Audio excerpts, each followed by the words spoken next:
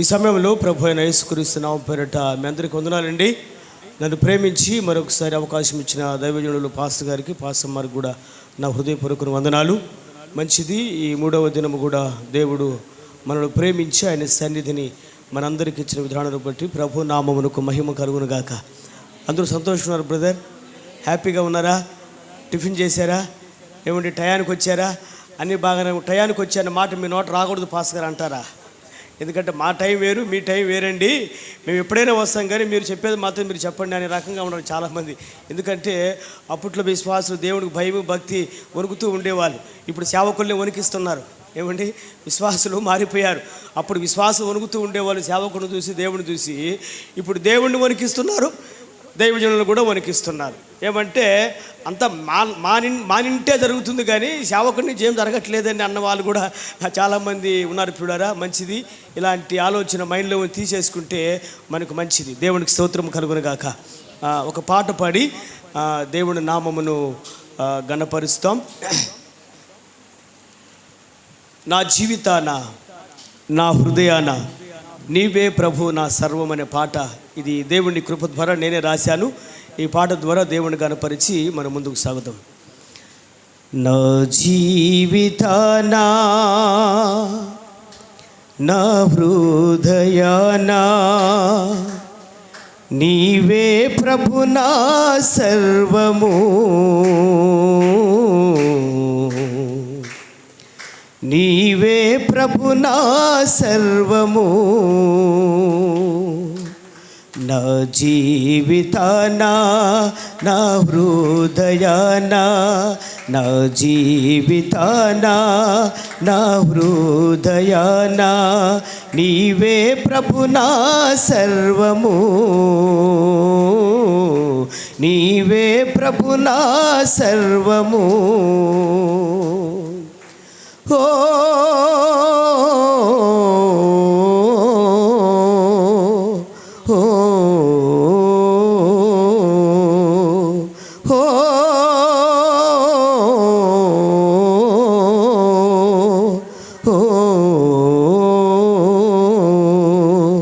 నా జీవితాన, నా హృదయాన, నా జీవితాన, నా హృదయాన నీవే ప్రభు నా సర్వము, నీవే ప్రభు నా సర్వము. నిన్ను చూడాలని, మాట్లాడాలని ఆశగా ఉంది నాలో. నిన్ను చూడాలని, మాట్లాడాలని ఆశగా ఉంది నాలో. దరిరావా నా చెంతకు, కనరావా నా కంటికి. దరిరావా నా చెంతకు, కనరావా నా కంటికి. ఓ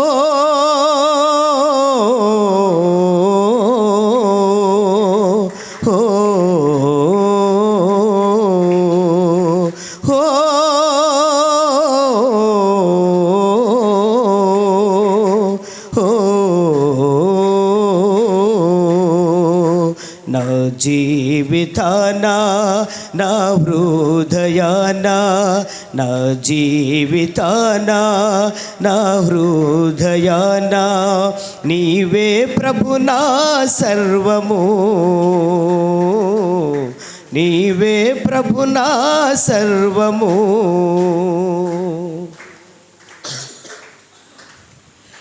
ఈనాటికైనా మరి ఏ నాటికైనా నీ ధరి చేరాలని, ఈనాటికైనా మరి ఏ నాటికైనా నీ ధరి చేరాలని ఎదురు చూస్తున్నాను, నిదుర కాస్తున్నాను. ఎదురు చూస్తున్నాను, నిదుర కాస్తున్నాను. ఓ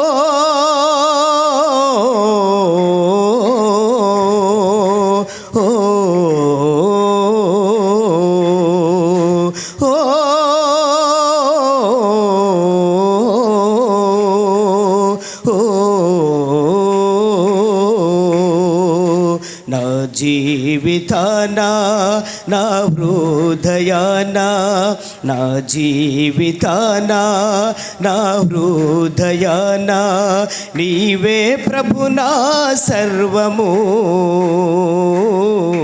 నీవే ప్రభు నా సర్వము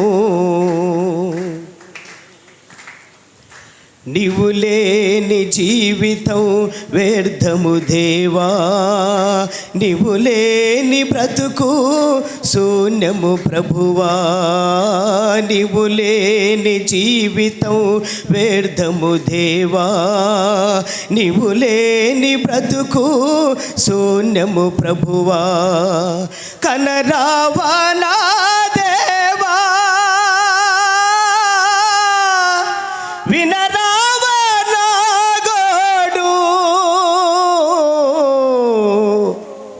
వినరావా నా గోడు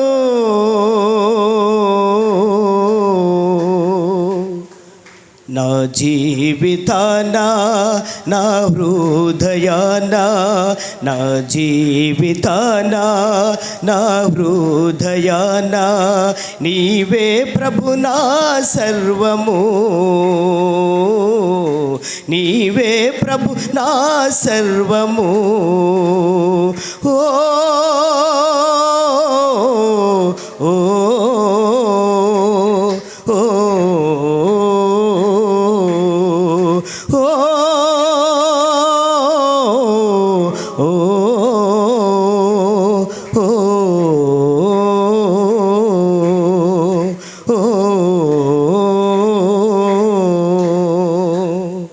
దేవునికి స్తోత్రం కలుగును గాక.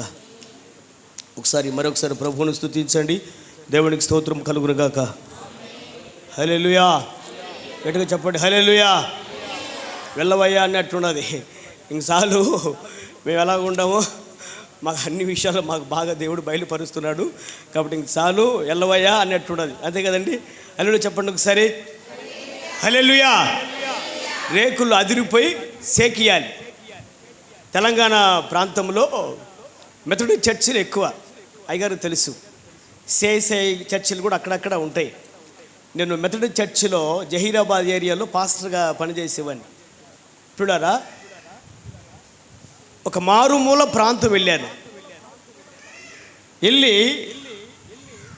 ఒక సంఘములో దేవుణ్ణి స్తుతిస్తూ పాటలు పాడుతూ వాక్య పరిచయం చేస్తున్న సమయంలో మధ్యలో హల్లెలూయా అన్నాను. సైలెంట్గా ఉన్నారు.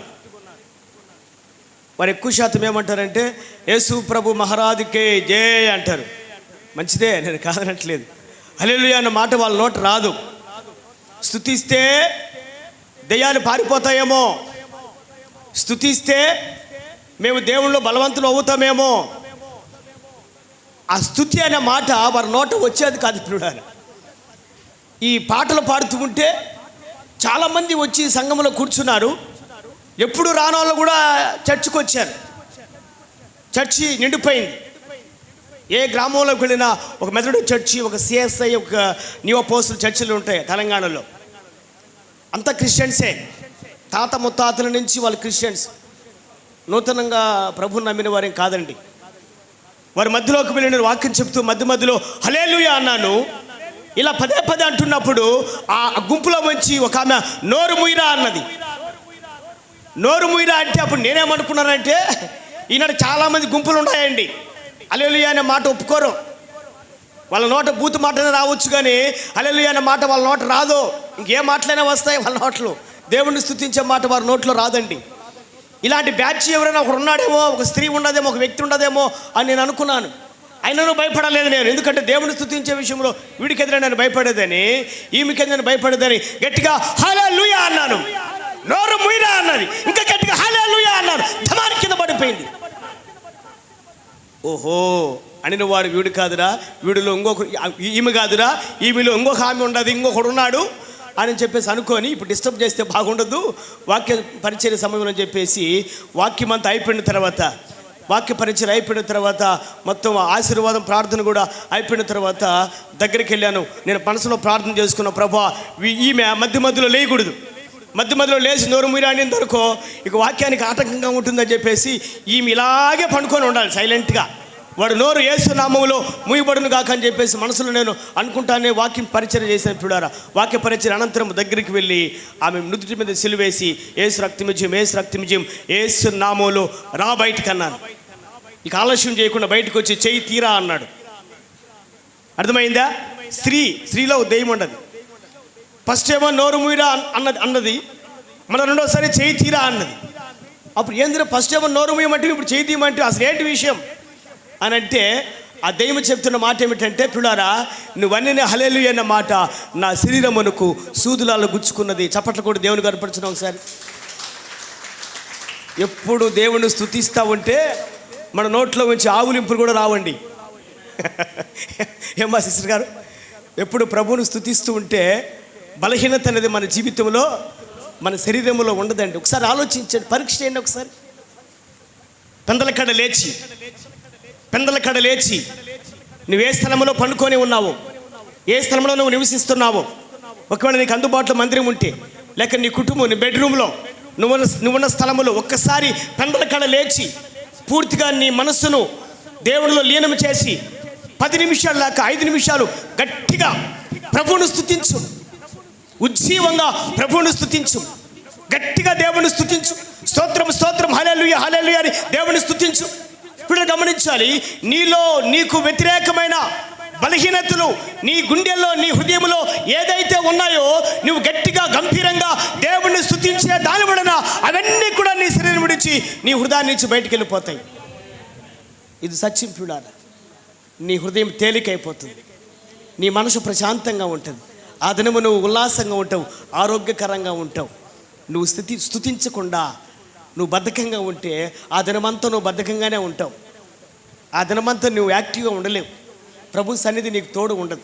చూడారా, ఒకసారి పరీక్ష చేయండి. నేను 1995లో, ఏ సంవత్సరము? 1995లో నేను ప్రభువుని నమ్ముకున్నాను.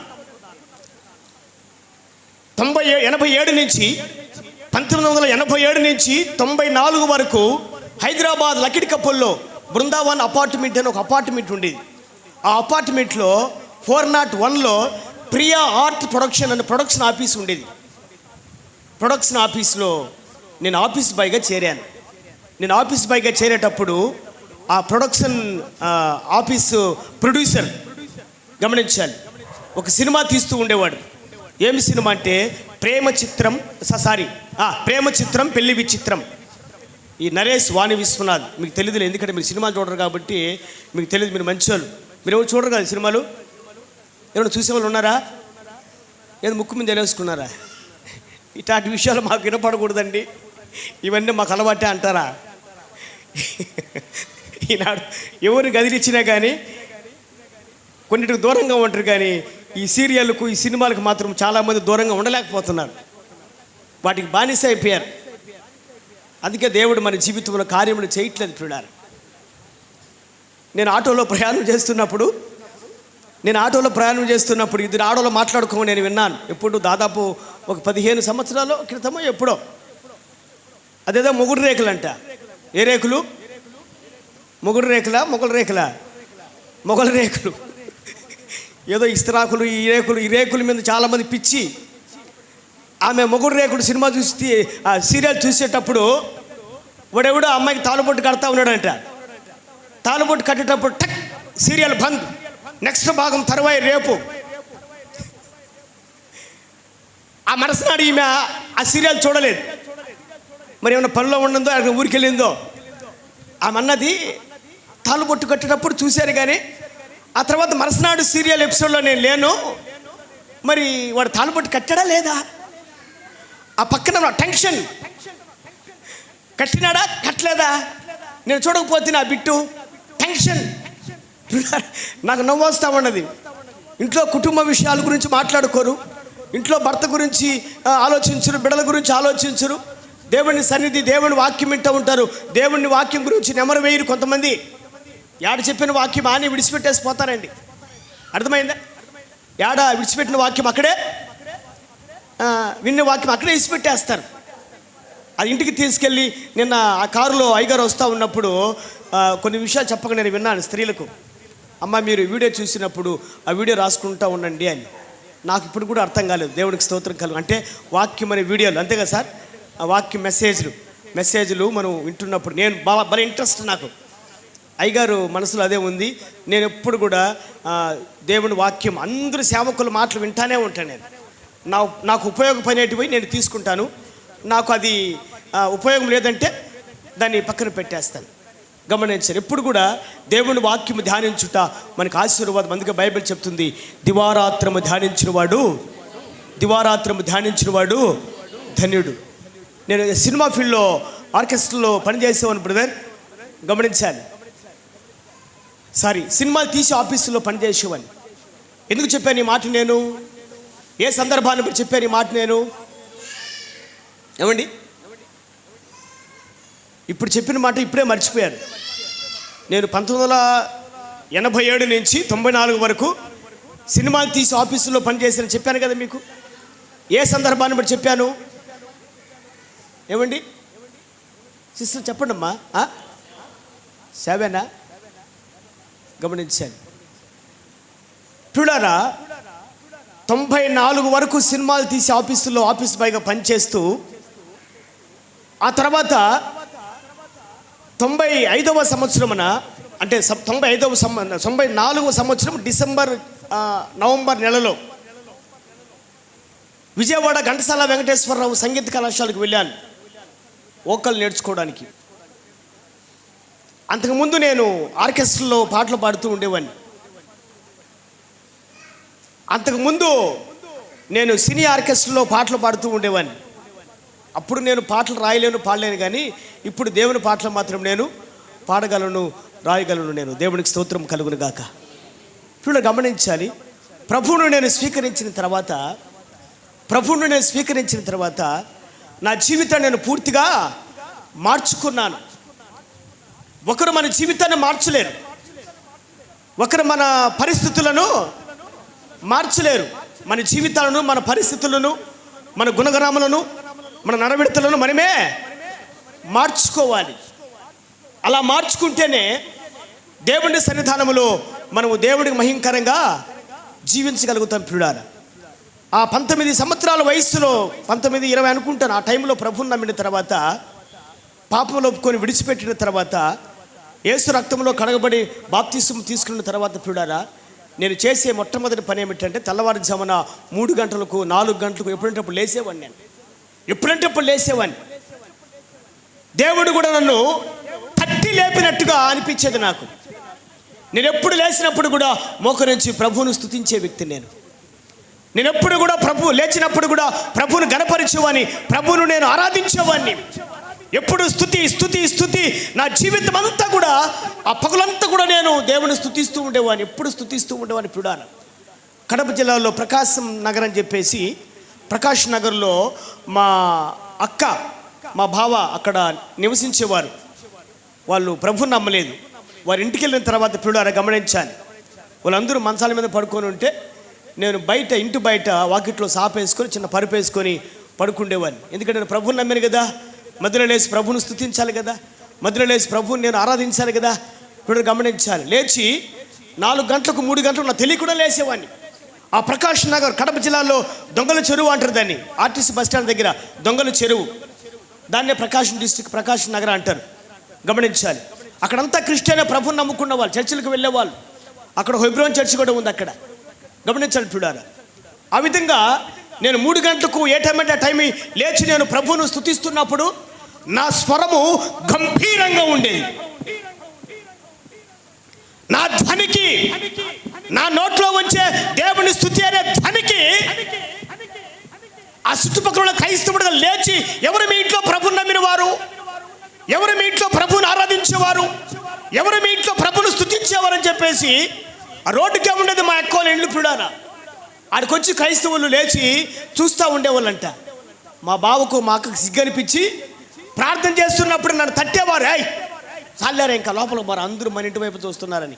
అసలు వాళ్ళకేం తెలుసు దేవుడి మహిమ గురించి. పిడారా ఆ తర్వాత నేను స్తుతించిన దలవడన, నేను ప్రార్థించిన దలవడన, నేను గంభీరంగా దేవుణ్ణి ఆరాధించిన దాని వలన అక్కడ ఉన్న క్రైస్తవులందరూ కూడా నాకు బంధువులు అయిపోయారు. చప్పట్లు కూడా దేవుని గడపరచండి. ప్రభువుని నమ్ముకున్న సమయంలో ఖర్చులకు డబ్బులు కూడా ఇచ్చేవాళ్ళు కాదు. మా ఇంట్లో వీడు ప్రభువుని నమ్ముకొని వీడికేం పని లేకుండా ఊరు తిరుగుతున్నాడు అని సరిగా పట్టించుకునేవాళ్ళు కాదు. ఎవరైతే నా స్తుతి ధ్వని విన్నారు, ఎవరైతే అర్థమైందా నా ఆత్మీయతను, నా పరిశుద్ధతను యవన కాలంలో, అర్థమైందా 20 సంవత్సరాల యవన కాలంలో నేను ప్రభువుని ఆరాధిస్తున్నప్పుడు నా నోటి నుంచి ప్రభు ధ్వని విన్నప్పుడు వారి గుండెలు పగిలిపోయేటంట. అయ్యో, మేము ఇన్ని సంవత్సరం నుంచి ప్రభుని నమ్ముకున్నామే, మేమెందుకు దేవుని స్తుతించలేకపోయాము, మేమెందుకు దేవుని ఆరాధించలేకపోయాము, మేమెందుకు దేవుని గణపరచలేకపోయామని చెప్పేసి వాళ్ళకు వాళ్ళే సిగ్గు తెచ్చుకునేవాళ్ళు అంటే పిల్లారా. అందరూ బంధువులు అయిపోయారు. ప్రతి ఒక్కరు ఇంటికి ఆహ్వానించేవారు, సాక్ష్యం చెప్పించుకునేవారు, పాటలు పాడించుకునేవారు. వాక్యం చెప్పమంటే నాకు రాదు వాక్యం, ఊరికే బైబిల్ చదివేది ఆమెన్. ప్రతి ఒక్కరు నాకు చక్కటి భోజనాలు చేసేవాళ్ళు, ఖర్చుకు డబ్బులు ఇచ్చేవాళ్ళు. చాలా హ్యాపీగా ఆ సంవత్సరం అంతా గడిచిపోయింది. దేవునికి స్తోత్రం కలుగును గాక. పిల్లారా, దేవుని బిడ్డ ఒక ప్రత్యేకించబడిన వ్యక్తిగా ఉండాలి. దేవుని బిడ్డ ఎలా ఉండాలంటే సంఘములో గమనించాలి. సంఘములో దేవుని బిడ్డ ఎలాగ ఉండాలంటే పిల్లారా, సంఘములో కానీ వెలుపుట కానీ నువ్వు ఎక్కడ సమాజంలో ఉన్నప్పుడు కూడా దేవుని బిడ్డలు ఒక ప్రత్యేకించబడిన వారుగా ఉండాలి. ఇది బైబిల్ చెప్తున్నమాట. బైబిల్లో సంఘము యేసయ్య గురించి లేక ప్రియుడు గురించి ఒక సాక్ష్యం. అడవి వృక్షములలో జల్దర వృక్షం ఎట్లున్నదో 10,000 మంది పురుషులలో నా ప్రియుడు అట్లున్నాడు. మన ప్రభువు ప్రత్యేకించబడిన వాడు, మన ప్రభు ప్రత్యేకమైన స్థానమును కలిగిన వాడు. అర్థమైంది? అడవి వృక్షములలో జల్దర వృక్షం ఎలా ఉన్నదో నా ప్రియుడు, నా ప్రభు, నన్ను పరిశుద్ధంగా మార్చిన నా ప్రభు, నన్ను లోకము నుంచి ప్రత్యేకమైన స్థానాన్ని తీసుకొచ్చిన నా ప్రభు 10,000 మంది పురుషులలో ప్రత్యేకముగా ఉన్నాడు, ప్రత్యేకించబడిన వాడుగా ఉన్నాడు, జల్దర వృక్షములాగా ఉన్నాడు. మన ప్రభు అలాగుంటే ఆయన నమ్ముకున్న మనం ఎలాగుండాలి? ఎలాగుండాలండి? ఎప్పుడు 7 మోకాలు వేసుకొని ఉండాలా? ఎలా ఉండాలి? చూసి రమ్మంటే కాలిసి వచ్చేలాగా ఉండాలి. ఆత్మీయతలు, పరిశుద్ధతలు, దేవుని విషయంలో ఎలా ఉండాలి? చూసి రమ్మంటే నోరు తెరవండి ఒకసారి. బ్రదర్ ఎలా ఉండాలి? చూసి రమ్మంటే. పొరపాటున వైజాగ్లో ఒక ముసలామెను ఆమె భక్తిని బట్టి, ఆమె యాక్టివ్గా ఉండే దాన్ని బట్టి, ఆమెకున్న సురుగుతనాన్ని బట్టి ఒకసారి నేను ఈ పెద్ద ఆవిడ ఈ బామ చూసి రమ్మంటే కాల్చి వచ్చే రకము అన్నాను. ఆ మాట ఆమెకు ఏమర్థం చేసుకున్నదంటే, నేను ఎవరి కొంపకు నిప్పెట్టాను, నేను ఎవరింటిని తగలబెట్టాను, ఈ పాస్టర్ గారు ఇలాగానేది అని చెప్పేసి నా మీద అలిగి చర్చికి రావడం మానేసింది. తర్వాత ఆ ఊర్లో పక్కింట్లో ప్రార్థన అయితే నేను వెళ్ళాను. ఏమో 2-3 వారాల నుంచి నువ్వు చర్చికి రావట్లేదంటే, ఆనాడు నువ్వేమన్నావు నీకు గుర్తులేదా, నీకు తెలియదా, అట్లనే అనేది సేవకుడు అన్నది. నేనేమో అన్నావు అంటే, నేను చూసినామంటే కాల్చి వచ్చే రకం అంటివే, నేను ఏ ఇంటిని కాల్చాను, ఎవరికి తగాద పెట్టాను, ఎవరికి మంట పెట్టానయ్యా అన్నది. అయ్యో, నువ్వు అట్లా అర్థం చేసుకున్నావా అంటే నేనేమనుకున్నానంటే, ఈమెకి ఆత్మీయత లేదు, ఈమెకి అర్థం చేసుకునే జ్ఞానము లేదు. నేను అట్లా అన్నదవా, ఒక పని చేయమంటే 4 పనులు చేసే వ్యక్తి ఈమె. 1 గంట ప్రార్థన చేయమంటే 4 గంటలు పరిచర్య ప్రార్థన చేసే వ్యక్తి. పాస్టర్ గారు చిన్న పని చేయమంటే ఎక్కువ పని చేసేవారు. కాలుతో చేయంటే చేతులతో చేసే వ్యక్తి అన్నట్టుగా మాట్లాడాను. కానీ ఇంకొక రకంగా కాదనే తనకి ఆమె పశ్చాత్తాపడి అర్థం చేసుకుని, అయ్యా నన్ను క్షమించండి అయ్యగారు అన్నది. గమనించింది. 3 దినముల నుంచి మీ చర్చిలో ఉన్నాను. ఇది 3వ దినం కదా. గమనించి, ఇంత పెద్ద ప్రాంగణం, ఇంత పెద్ద స్థలం, ఇంత పెద్ద చర్చి, ఒక రోజు నైట్ దేవుని సన్నిధిలో ఉండి పరిచర్య చేయలేరా? ఏం బ్రదర్, మా ఊరికి రండి ఒకసారి, మిమ్మల్ని తీసుకెళ్తాను. ఒక 15 కిలోమీటర్లు. నేను అయ్యగారికి ఒక మాట చెప్పాను. జయమనమ్మ గారు అని ఆమె 45 కిలోమీటర్ కదిరి ప్రాంతంలో ఉంటారు. ఇంకొక సహోదరి పీటీఎంలో ఉంటారు. ఇద్దరు గవర్నమెంట్ జాబే. ఒక ఆమెకి 45,000 50,000 రూపాయల జీతం వస్తే, ఒక ఆమెకి 1,50,000 రూపాయల జీతం వస్తుంది. 3 దినములు మీటింగ్స్ ఉన్నాయంటే ఆ 3 దినములు చర్చిలోనే ఉంటారు. దేవునికి స్తోత్రం కలుగును గాక. ఆమె జాబుకు సెలవు పెడతారు. సెలవు పెట్టి ఇప్పుడు గమనించాలి, టయానికి స్నానం కూడా చేరేవాళ్ళు. ఇంకొకటి తెలుసా మీకు, టయానికి బ్రష్ చేసుకొని ముఖం కడుక్కొని టిఫిన్ కూడా వాళ్ళు చేసే టైం ఉండదు. 4 గంటలకు లేస్తారు. అంతకంటే ముందు మా పాస్టమ్ గారు లేస్తారు. లేచి ఆ ఇండ్లు అంతా ఊడ్చి వంట రూమ్ అంతా శుభ్రం చేసిన తర్వాత వీళ్ళు లేస్తారు. వారికి మంచి కాఫీ పెట్టి కాఫీ తాగిన తర్వాత ఇప్పుడు గమనించాలి, ఇక కూర్చుంటారు వంటల కాడ. వీళ్ళు కూర్చున్నప్పుడు ఇక చర్చిలో ఉంటారు. కొంతమంది వచ్చి ఉంటారు, ఆల్రెడీ ముందే వచ్చేసి ఉంటారు విశ్వాసులు. ఒక 10-5 మంది దాకా వచ్చేసి ఉంటారు. వాళ్ళు కూడా వచ్చి పెద్ద పెద్ద బాసనలు కడగడము, ఆ చర్చి ప్రాంగణం అంతా ఊడవడము. మా చర్చి స్థలము 28 సెంటు స్థలం, చుట్టూ చెట్లు, ఆకులన్నీ రోజు రాలుతానే ఉంటాయి.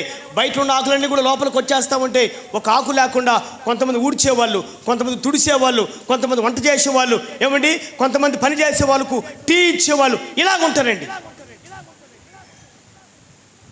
మిమ్మల్ని నేను ఏమని గమనించానంటే, పాస్టర్ గారు టీ పెట్టిందా లేదా, మేము బయటలకు టీ ఉంటుందా లేదా నేను అనుకుంటున్నాను. అంటే మీరు మంచి వాళ్ళే గమనించారు. పాస్టర్ గారు టిఫిన్ రెడీ చేసిందా లేదా, ఒకవేళ టిఫిన్ చేయకుండా పోతే ఆన్నే టిఫిన్ చేస్తే మనకు టిఫిన్ డబ్బులు మిగులుతుంది కదా అనుకుంటారేమో అనుకుంటున్నాను. అందుకే కాబట్టి మీరు లేట్గా వస్తున్నారు. లేకుంటే ముందు ఏం బ్రదర్ ఒకసారి నా మొహంద్రుడు సిగ్గాని పెట్టలేదు కదా, మీరు కాదులే బ్రదర్ అమ్మ సిగ్గాని పెట్టలేదు కదా, మీరు మంచి వాళ్ళు, దేవునికి స్తోత్రం చప్పట్లు కూడా దేవుని కనపరిచి చూడారా. నేను పదే చెప్తున్నాను, కృపావరములు నానా విధములు. పాటలు పాడే వరం ఒకరుకుంటే, వాక్యం చెప్పే వరం ఒకరుకుంటుంది, ప్రార్థించే వరం ఒకరుకుంటే, పరిచర్య చేసే ఒక వరం ఒకరుకుంటుంది. చూడాలి, గమనించాలి. అన్నిటికంటే ప్రాముఖ్యమైన వరం ఏమిటి? పరిచర్యలో నీకు ఆశీర్వాదం ఉంటుంది, పరిచర్యలో నీకు ఆత్మ అభిషేకం ఉంటుంది. గమనించాలి. నేను వాక్యములోనికి వెళ్ళక ముందు కొన్ని విషయాలు మీకు తెలియపరచాలనుకుంటున్నాను. పిల్లారా, ఒక చర్చి ప్రాంగణములో చెప్పుల స్టాండ్ ఉండేది. ఆ చెప్పుల స్టాండ్ దగ్గర ఒక యవనుడు ఉన్నాడు. అక్కడ ఆ యవనుడు ఆ బైబిల్ కాలేజ్ దగ్గరికి వచ్చి, అయ్యా మీ బైబిల్ కాలేజీలో నాకు ట్రైనింగ్ చేయడానికి నాకేమన్నా అవకాశం ఉంటుందంటే, అవకాశం లేదు, కొన్ని దినములు నువ్వు చెప్పుల స్టాండ్ కాడ ఉండు అన్నారంట. ఎక్కడ ఉండమన్నారు? చెప్పుల స్టాండ్ కాడ ఉండు. విశ్వాసులు వీళ్ళంతా వస్తూ ఉంటారు కదా, సేవకులందరూ ఆ చెప్పులు తీసి ఏ చెప్పులు ఏ స్థలంలో ఉంచాలో అలా నువ్వు క్రమముగా వాటిని పెడతా ఉండు, తర్వాత ఆలోచించేద్దాములే అని చెప్పేసి ఇంక పూర్తిగా 2-3 సంవత్సరములు ఆ వ్యక్తిని, ఆ యవనుడిని చెప్పుల స్టాండ్ కాడనే ఉంచేశారు. ఇక్కడ చెప్పుల స్టాండ్ కాడ ఉన్నానులే, నా ఆలోచన, నా తలంపులు, నా హృదయము ఈ చెప్పుల స్టాండ్కి సమర్పించుకోవాలి అనుకోలేదు. అతను చెప్పుల స్టాండ్లో ఉన్నప్పుడు కూడా లోపల చెప్పే వాక్యం అంతా కూడా గుండెల్లో పెట్టుకున్నాడు. దైవ సేవకులు ఏదైతే బోధిస్తూ ఉన్నారో, ఏదైతే బోధిస్తూ ఉన్నారో, ఏదైతే తెలియపరుస్తున్నారో, ఇవన్నీ కూడా యవనస్తుడు అలాగే గుండెలో పెట్టుకున్నాడు. పిల్లారా, గమనించాలి. ఇక ఒక దినం రానే వచ్చింది. ఆ చర్చిలో బిలీవర్ ఒక బ్రదర్, సార్ ఈరోజు మా ఇంట్లో చిన్న ప్రార్థన ఉండదు, దయతో మీరు ఏమైనా రాగలరా అని సేవకుని అడిగినప్పుడు, అయ్యో నేను రాలేను బ్రదర్, సారీ బ్రదర్ అని చెప్పేసి అన్నాడంట. మరి ఇంకెవరైనా సేవకులు పిలవంటే, మేమందరం సేవకులు ఒక మీటింగ్స్కి వెళ్తున్నాము, దయచేసి ఏమనుకోవద్దు అని అన్నారంట. సరే మంచిది, ఎలా పాస్ గారు మరి ఎవరు వస్తారంటే, చెప్పుల స్టాండ్ కాడ ఒక అతను ఉన్నాడు, అతను తీసుకెళ్ళిపో అన్నాడంట. చెప్పుల స్టాండ్ కాడ ఒక వ్యక్తి ఉన్నాడు, అతన్ని తీసుకెళ్ళిపో అన్నాడంట. తీసుకెళ్ళిపో అంటే ఆ చెప్పుల స్టాండ్ కూడా చెప్పులను తుడుస్తూ శుభ్రం చేస్తూ ఆ స్థలంలో ఉంచుతూ ఉన్నాడు కదా, ఆ వ్యక్తిని తీసుకెళ్తే పిల్లారా గమనించాలి. ఏ సేవకుడైతే ఆ సంఘానికి సేవకుడిగా ఉన్నాడు, ఏ వ్యక్తి అయితే ఆ సంఘంలో పరిచారకుడుగా సేవకుడుగా దైవజనుడుగా ఉన్నాడో గమనించాలి, ఆయన కంటే ఎక్కువగా ఆయన దేవుడు వాడుకున్నాడు. చప్పట్లు కూడా దేవుడు కనిపించాడు. అద్భుతంగా దేవుడు వాడుకున్నాడు పిల్లారా, గమనించాలి. మరొకసారి అవకాశం వచ్చింది వాళ్ళ ఇంట్లో ప్రార్థన పెట్టడానికి. మరి పాస్టర్ గారు, బ్రదర్ మరి ఏమి నేను రమ్మంటావా, ఇంకొన్ని సేవకులు పంపించమంటే, ఎవరొద్దయ్యా, చెప్పుల స్టాండ్ కాడ ఆ పరిచయం చేస్తున్న ఆ వ్యక్తిని పంపించు, ఆయన చాలు మాకన్నారంట. దేవునికి స్తోత్రం కలుగును గాక. ఆ చెప్పుల స్టాండ్ కూడా పరిచయం చేసే వ్యక్తిని దేవుడు ఆత్మ చేత అభిషేకించాడు. దేవుడు తన శక్తి చేత, తన బలము చేత అభిషేకించాడు. ఆయన వాక్యము చెబుతున్నప్పుడు అనేక మంది ఆకర్షించబడ్డారంట. ఆయన వాక్యం చెప్పినప్పుడు అనేక మంది రక్షణలోనికి వచ్చారంట. ఆయన పరిచయం చేస్తున్నప్పుడు అనేక మంది ఆత్మ అభిషేకమును పొందుకున్నారంట. ప్రియులారా, పరిచర్య ఒక వరము. ఆ పరిచర్యలో నువ్వు ఎప్పుడైతే నిమగ్నమై ఉంటావో ఆటోమేటిక్గా నీకు తెలియకుండానే దేవుని చేత అభిషేకం నువ్వు పొందుకుంటాము. అది వాక్యం అనే వరము కావచ్చు, అది స్వస్థత అనే వరము కావచ్చు, అది భాషలో మాట్లాడే వరము కావచ్చు, అది దర్శన వరము కావచ్చు, అది ఏదైనా కావచ్చు. ఒక అభిషేకం నువ్వు పొందుకోవాలంటే, ఒక బలమైన అభిషేకం నువ్వు పొందుకోవాలంటే ఫస్ట్ నువ్వు ఎక్కడి నుంచి రావాలి? ఎక్కడి నుంచి రావాలి? చెప్పులు కానించి కాదు, చెప్పులే పట్టుకున్నది ఆమె. ఎక్కడి నుంచి రావాలి? పరిచర్య నుంచి.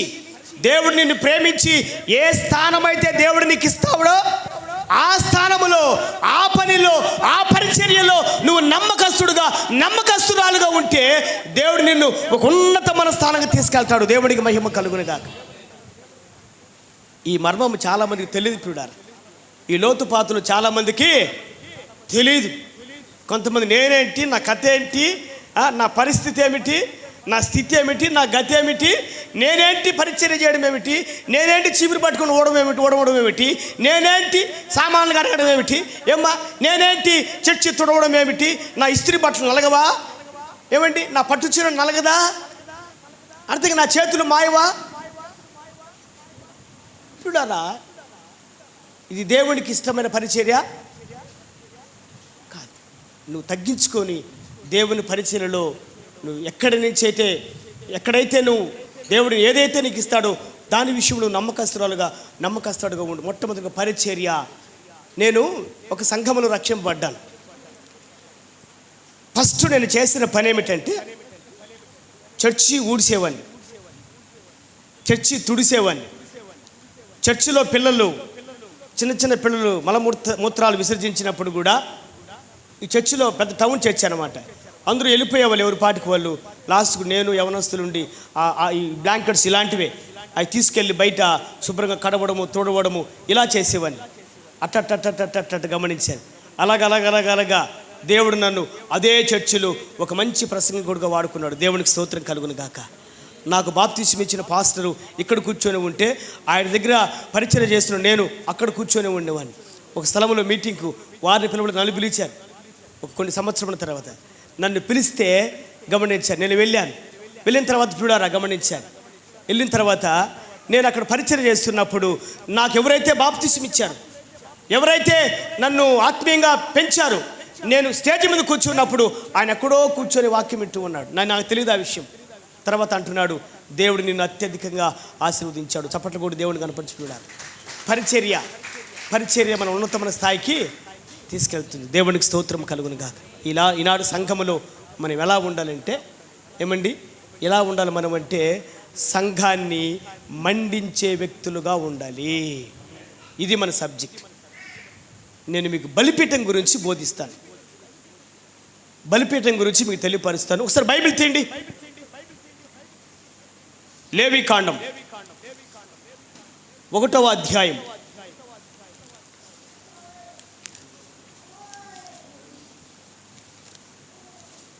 త్వరగా అందరూ తీసిన తర్వాతనే వాక్యం చదవాలి. లేవికాండం ఒకసారి అందరూ బైబిల్ తీయండి.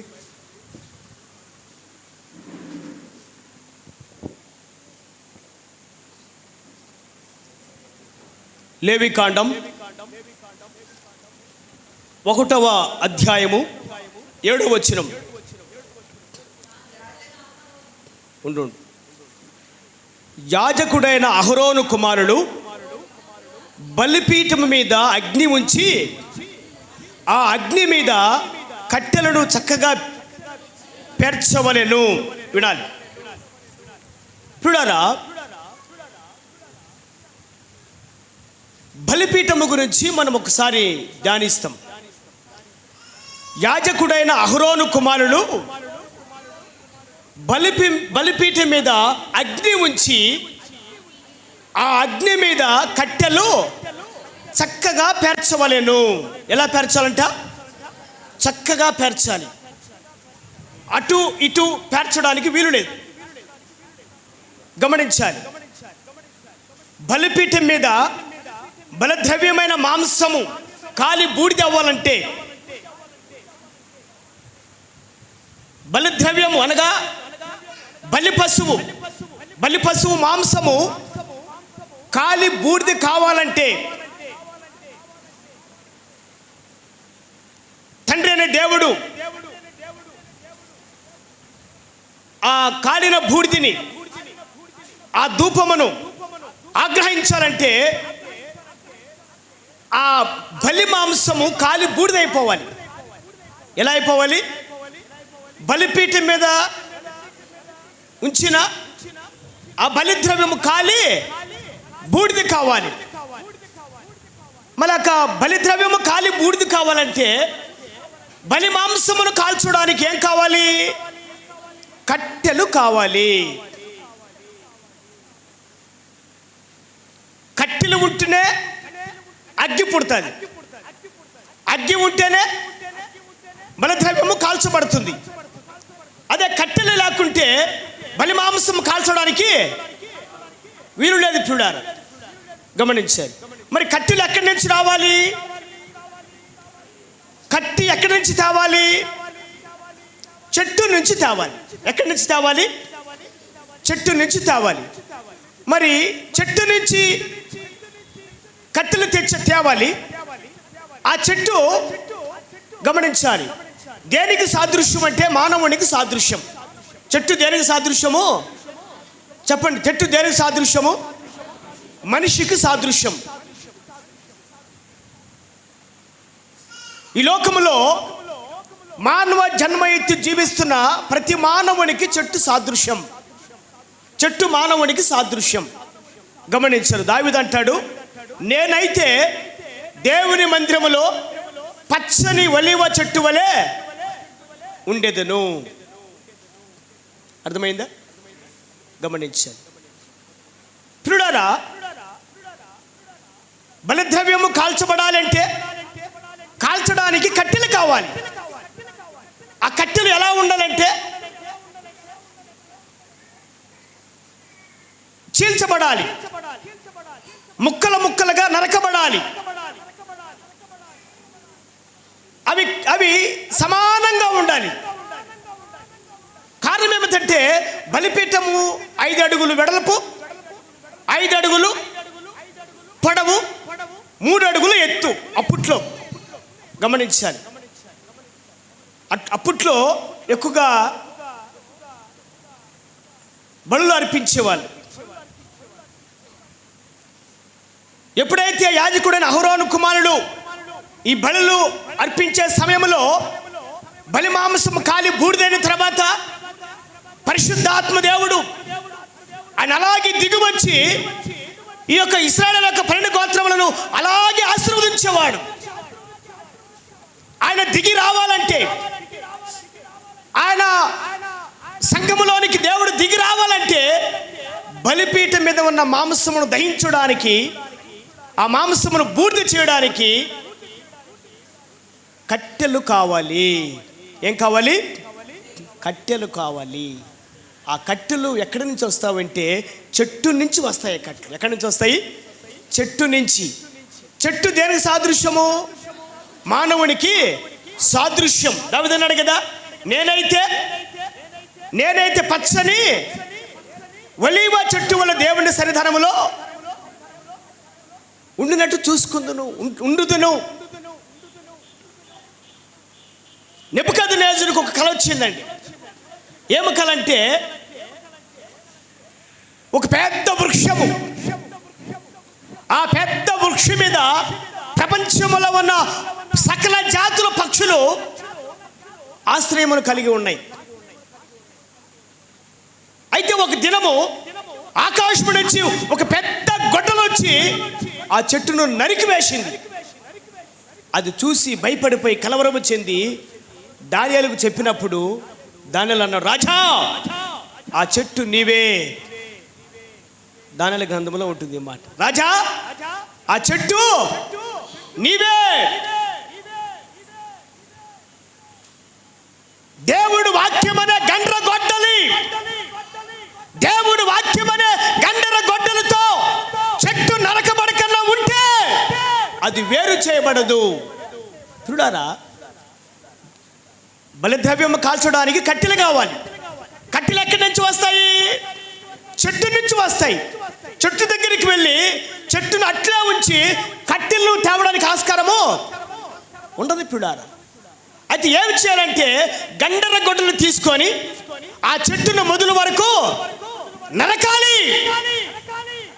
ఈ గండర గొడ్డలు ఏంటంటే దేవుని సువార్త అనే గండర గొడ్డలి, దేవుని వాక్యం అనే గండర గొడ్డలతో ఎప్పుడైతే ఆ చెట్టు మొదలను నరకబడుతుందో అప్పుడు ఆ చెట్టు మొదలు ఏ స్థలంలో అయితే ఉంటుందో ఆ స్థలము నుంచి వేరు చేయబడుతుంది.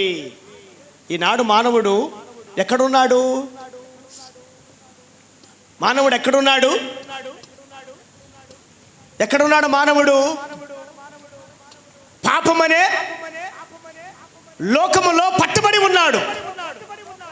పాపమనే చీకటిలో కట్టబడి ఉన్నాడు. మానవుడి జీవితం అంతా కూడా పాపములోనే ఉంది, కానీ పాపము నుంచి వేరే జీవించడానికి మానవుడు ఇష్టపడలేదు ప్రియులారా.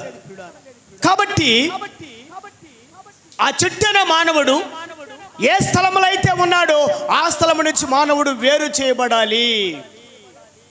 ఆ స్థలం నుంచి మానవుడు వేరు చేయబడితేనే, అర్థమైందా? ఆ స్థలం ఏం స్థలము? పాప సంబంధమైన స్థలం, పాప సంబంధమైన లోకం. ఆ లోకములో నుంచి మానవుడు వేరు చేయబడాలి, ప్రత్యేకించబడాలి. ప్రత్యేకించబడి ఆ కట్టెలు చీల్చబడాలి. ఆ కట్టెలు సమముగా నరకబడాలి. ఆ కట్టెలు సమముగా చీల్చబడిన కర్రలు, సమముగా నరకబడిన కట్టెలు అవన్నీ తీసుకొని బలిపీఠం దగ్గరికి చార్చాలి. ఈనాడు మానవుడు ఒక ప్రత్యేకమైన స్థానాన్ని కలిగి ఉండాలండి. ప్రత్యేకమైన స్థానాన్ని కలిగి ఉన్నప్పుడే బలిపీఠమును మండించడానికి ఆస్కారం ఉంటుంది. బలిపీఠము దేనికి సాదృశ్యం అంటే జీవము కలిగిన దేవుని సంఘమునకు సాదృశ్యము. చప్పట్లు కూడా దేవుని కనపడించండి. మండుచున్న బలిపీఠము దేనికి సాదృశ్యము? జీవము కలిగిన దేవుని సంఘమునకు సాదృశ్యం. ఆ బలిపీఠము కాల్చబడాలంటే, జీవము కలిగిన దేవుని సంఘములోనికి నువ్వు ప్రవేశించాలంటే, జీవము కలిగిన దేవుని సంఘమైన బలిపీఠం దగ్గరికి నువ్వు రావాలంటే మొట్టమొదటగా నువ్వు నరకబడాలి.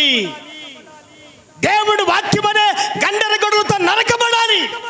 దైవజనుడు, దైవ సేవకుడు దేవుడు వాక్యమనే సువార్త, దేవుడు వాక్యమనే గండర గొడ్డలి నీ ఎద్దుకు తీసుకొని వచ్చినప్పుడు నువ్వు వాక్యమనే గండర గొడ్డలికి నిన్ను నువ్వు సమర్పించుకోవాలి.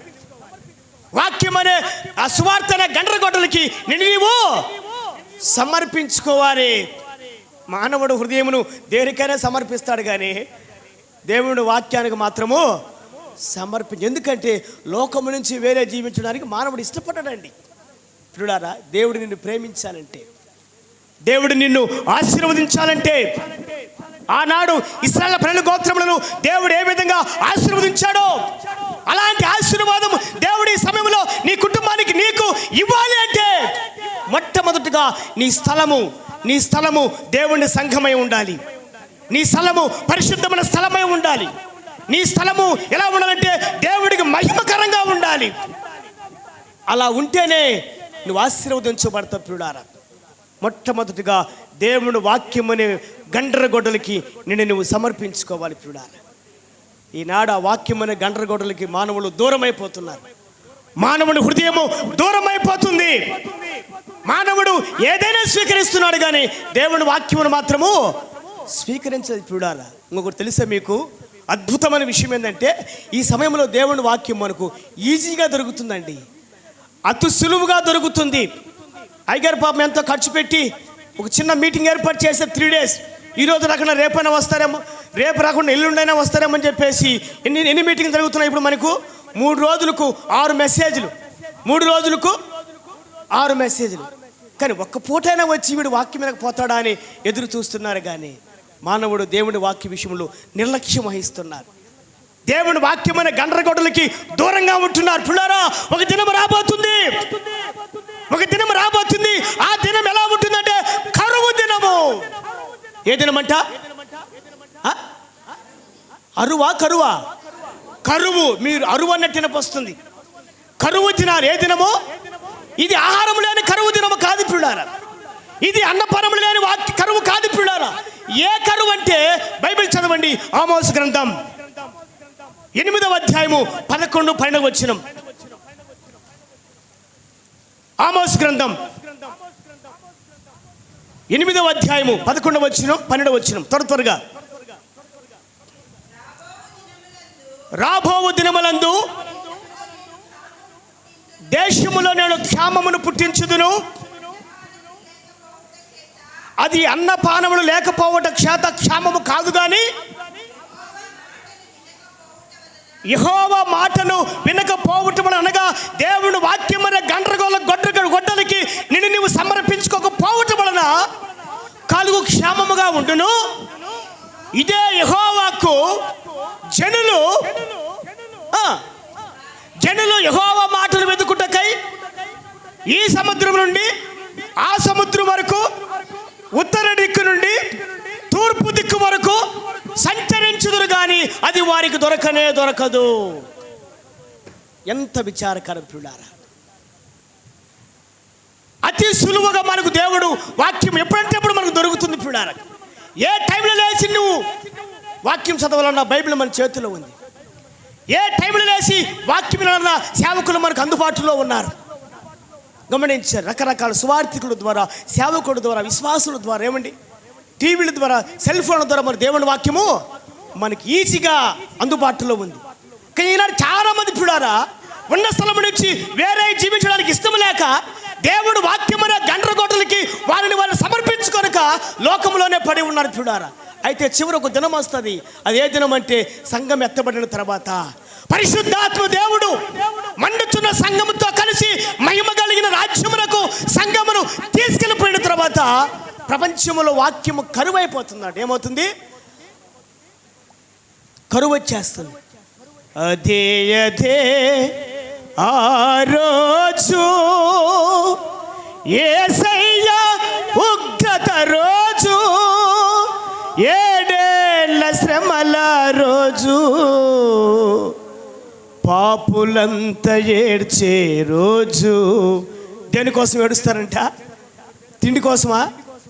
అయ్యో, ఆనాడు దేవుడి సేవకుడు వాక్యమైన గండ్రగొడ్డలి నా ఇంటి దాకా తీసుకొచ్చినప్పుడు, నా గ్రామం దాకా తీసుకొచ్చినప్పుడు, నా హృదయం దాకా తీసుకొచ్చినప్పుడు ఆ గొండ్రగొడ్డలకి నేను సమర్పించుకోకపోతేనే, నా హృదయమును అప్పగించలేకపోతేనే ఏమిటి నా పరిస్థితి?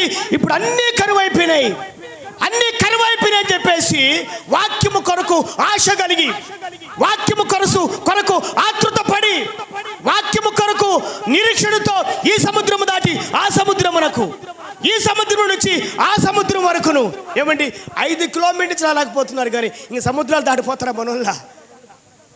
వారు ఏం చేశారంటే సముద్రాలు దాటి వస్తున్నారు. అంతేకాదు ఇప్పుడు ఉత్తర దిక్కు నుండి తూర్పు దిక్కు వరకును, తూర్పు దిక్కు నుండి ఉత్తర దిక్కు వరకును సంచరించుదురు, కానీ అది వారికి దొరకదు. ఇప్పుడు ఈజీగా దేవుడు మనకు వాక్యమును దొరికటకు సహాయం చేస్తున్నాడు. చప్పట్లు కూడా దేవుని కనిపించడం ఒకసారి. అద్భుతం. ఎంత అద్భుతం అండి పిల్లారా. మానవుడు ఇంకా గ్రహించలేకపోతే, ఎందుకంటే ఆ స్థలము నుంచి మానవుడు ఆ ప్రత్యేకమైన స్థానంలోకి రాలేకపోతున్నాడు. బైబిల్ చదవని పిల్లారా. 2వ కొరింథీయులకు రాసిన పత్రిక గమనించాలి. నీవు వేరై, నీవు కట్టి నీవు వేరై, అర్థమైందా? నువ్వు బలిపీఠం దాకా రావాలంటే, బలిపీఠము మండాలంటే నువ్వు ప్రత్యేకించబడిన వ్యక్తిగా ఉండాలి. బైబిల్ చదవని పిల్లారా. 2వ కొరింథీయులకు రాసిన పత్రిక 6వ అధ్యాయము 14వ వచనం చదవండి. మీరు అవిశ్వాసులతో జోడుగా ఉండకుడి, నీతికి దుర్నీతితో ఏమి సాంగత్యము, వెలుగునకు చీకటితో ఏమి పొత్తు, క్రీస్తునకు బెలియాలుతో ఏమి సంబంధము, అవిశ్వాసితో విశ్వాసికి పాలెక్కడిది, దేవుని ఆలయముకు విగ్రహములతో ఏమి పొందిక, మనము జీవము కలిగిన దేవుని ఆలయమై ఉన్నాము. అందుకు దేవుడు ఇలాగ సెలవించుచున్నాడు, నేను వారిలో నివసించి సంచరించుదును, నేను వారి దేవుడనై ఉందును, వారు నాకు ప్రజలై ఉందురు. కావున మీరు వారి మధ్య నుండి బయలు వెళ్ళడి, ప్రత్యేకముగా ఉండుడి. చప్పట్లు కొట్టి దేవుడికి ఒకసారి.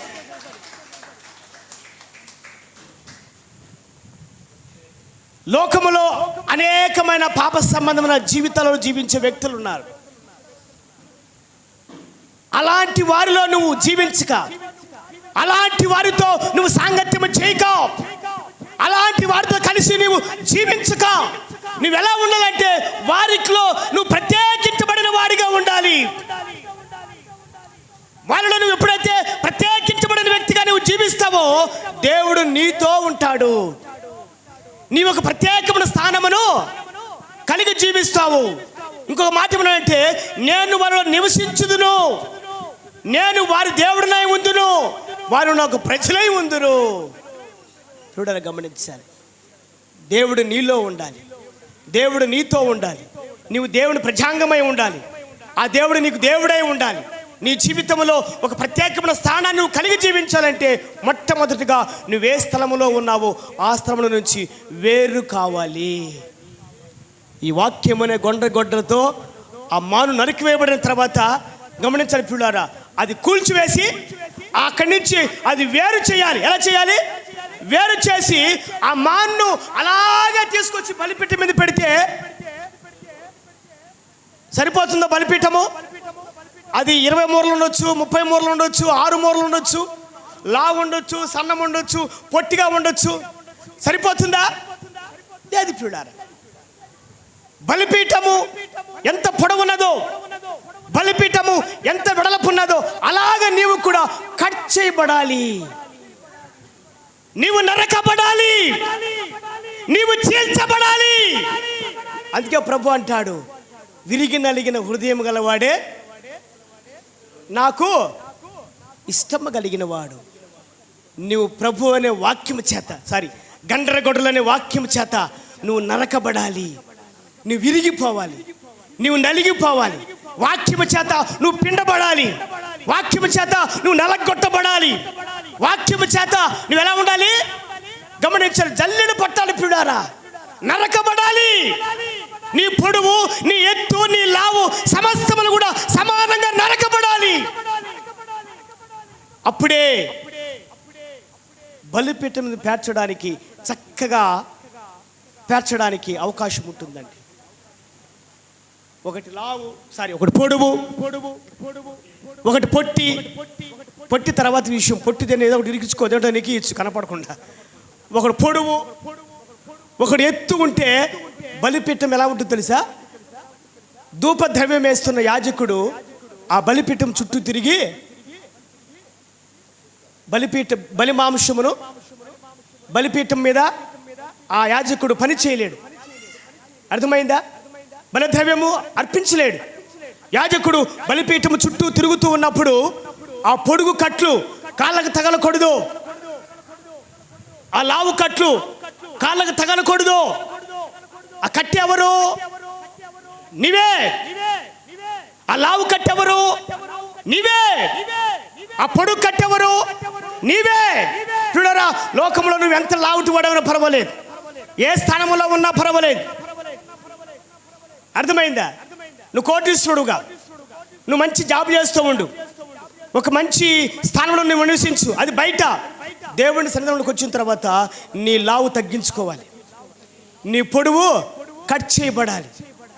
అర్థమైందమ్మా? గమనించాలి. దేవుని సన్నిధానంలో అందరూ సమానంగా ఉండాలి. దేవుని సన్నిధానంలో నువ్వు ఎలా ఉండాలంటే ఒక చిన్న వాడివిగా ఉండాలి, అప్పుడే నువ్వు ఆశీర్వదించబడతావు. ఈనాడు కొంతమంది సంఘములో అహమును ప్రదర్శిస్తారు. నా ఎత్తు ఇంత, నా ఉద్యోగం ఇది, నా జీతం ఇంత, నా పొలం ఇంత, నా ఇండ్లు ఇంత, నాకు 2 కార్లు ఉన్నాయి, పాస్ గారికి ఒకటి ఉంటే నాకు 2 ఉన్నాయి. చాలామంది దేవుని సేవకులు కూడా పోల్చుకొని చిన్న చూపు చూసేవాళ్ళు లేకపోలేదు సంఘములో. ప్రియులారా, నీవు బలిపీఠం దగ్గరికి చేర్చబడాలి అంటే నువ్వు కట్ చేయబడాలి. గమనించాలి, నువ్వు తగ్గించుకోవాలి. నువ్వు ఎప్పుడైతే తగ్గించుకుంటావో, నువ్వు ఎప్పుడైతే తగ్గించుకుంటావో గమనించారు, అప్పుడు నీవు బలిపీఠం మీదకి రావడానికి ఆస్కారము ఉంటుంది. ఇప్పుడు సౌలు గురించి అందరికీ తెలుసు, అందరికీ తెలుసు సౌలు గురించి. దమస్కు గవిని దగ్గర సౌలును దేవుడు దర్శించాడు. సౌలును దర్శించినప్పుడు దేవుడు సౌలుకి ఏం పేరు పెట్టాడు? పౌలు అని పేరు పెట్టాడు. మీకు తెలీదా? ఏం బ్రదర్, తెలీదా? మీకు తెలుసు కదా, మరి చెప్పండి. అయ్యగారు చెప్పాలా? సౌలుకు దేవుడు ఎవరు పేరు పెట్టాడంటే పౌలు అని పేరు పెట్టాడు. పౌలు అని అర్థం తెలుసు మీకు? పౌలు అంటే ఏంది? పౌలు అంటే పేరుకి అర్థం తెలుసా? పౌలు అంటే చిన్నవాడని అర్థము. అసలు సౌలు పౌలుగా మారకముందు చిన్నవాడేనా? పెద్దవాడు. రోమా సామ్రాజ్యాన్ని గడగడలాడించిన వాడు. యెరూషలేములో క్రైస్తవుల రక్తము ఏరులో పారేటట్టుగా చేసిన వ్యక్తి. నీవు యూదుడువా? నేను యూదుడినే. నీవు హెబ్రీయుడువా? నేను హెబ్రీయుడినే. నువ్వు ఎవడవైతే నేను కూడా వాడిని అని చెప్పేసి విర్రవీగిపోయేవాడు. క్రైస్తవుల గుండెల్లో ఒక సింహసంపన్నంగా ఉండేవాడు. అలాంటి వాడిని దేవుడు దర్శించినప్పుడు, అలాంటి ఒక వ్యక్తి దగ్గరికి, మూర్ఖుడైన వ్యక్తి దగ్గరికి, దుర్మార్గుడైన సౌలు దగ్గరికి దేవుడు వాక్యమనే గండర గొడ్డని పైన తర్వాత, దేవుడు వాక్యమనే గండర గొడ్డలు పైన తర్వాత నరకడానికి తన హృదయమును సౌలు అప్పగించాడు. అప్పుడే దేవుడు సౌలును పౌలుగా మార్చాడు. పౌలు అంటే చిన్నవాడని అర్థము. నువ్వు బయట ఎంతటి వాడైనా పర్వాలేదు, నీవెంత వాడవైనా, నీవెంత గనుడవైనా. పనండి పాట. కనుమూయు కాలం ఒక రోజు ఉన్నదని మరువబోకుమన్నా, నీకు ఆస్తిపాస్తులున్నా, నీకు మేడ మిద్దెలున్నా. మరోసారి, నీవెంత వాడవైనా, నీవెంత గనుడవైనా. బయట నువ్వెంత వాడైనా పర్వాలేదు, బయట నువ్వెంత గనుడవైనా పర్వాలేదు.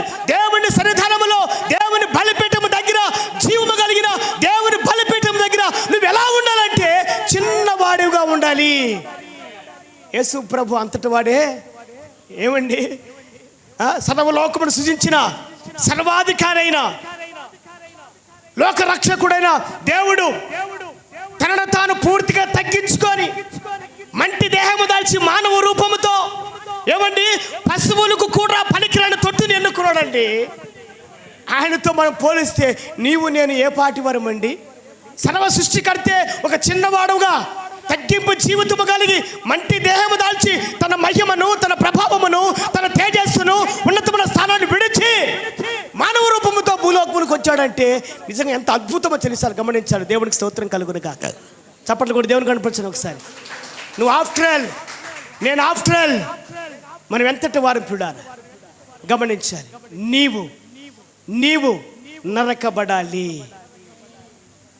నీవు చీల్చబడాలి. నీవు పొడవుగా ఉంటే నరకబడాలి, లావుగా ఉంటే చీల్చబడాలి, ఎత్తుగా ఉంటే సమానము చేయబడాలి. దేవుడు వాక్యమనే గండ్ర గొడ్డలి నీ దగ్గరికి వచ్చినప్పుడు నువ్వు వాక్యమునకు లోపడాలి, వాక్యము పట్ల విధేయత కలిగి ఉండాలి, వాక్యానికి భయపడాలి, వాక్యమునకు నీ హృదయమును అప్పగించుకోవాలి. చూడాలి. ప్రభువా, నన్ను నరికివేనాయన, నాలో ఏ మూల, ఏ పాపమనే హెచ్చింపు ఉన్నదో, ఏ పాపమనే అహం ఉన్నదో, ఏ పాపమనే గర్వం ఉన్నదో, ఏ పాపమనే జీవితము నేను ఒక గర్విష్ఠుడిగా జీవిస్తున్నాను, అది నా హృదయంలో ఉంటే దాన్ని ముక్కలుగా నరికి సమానంగా చేయమని మన హృదయమును దేవునికి, వాక్యానికి సమర్పించుకుంటే అప్పుడు నువ్వు కరెక్ట్గా కత్తిరి ఇవ్వడానికి ఆస్కారం ఉంటుంది. చూడాలి.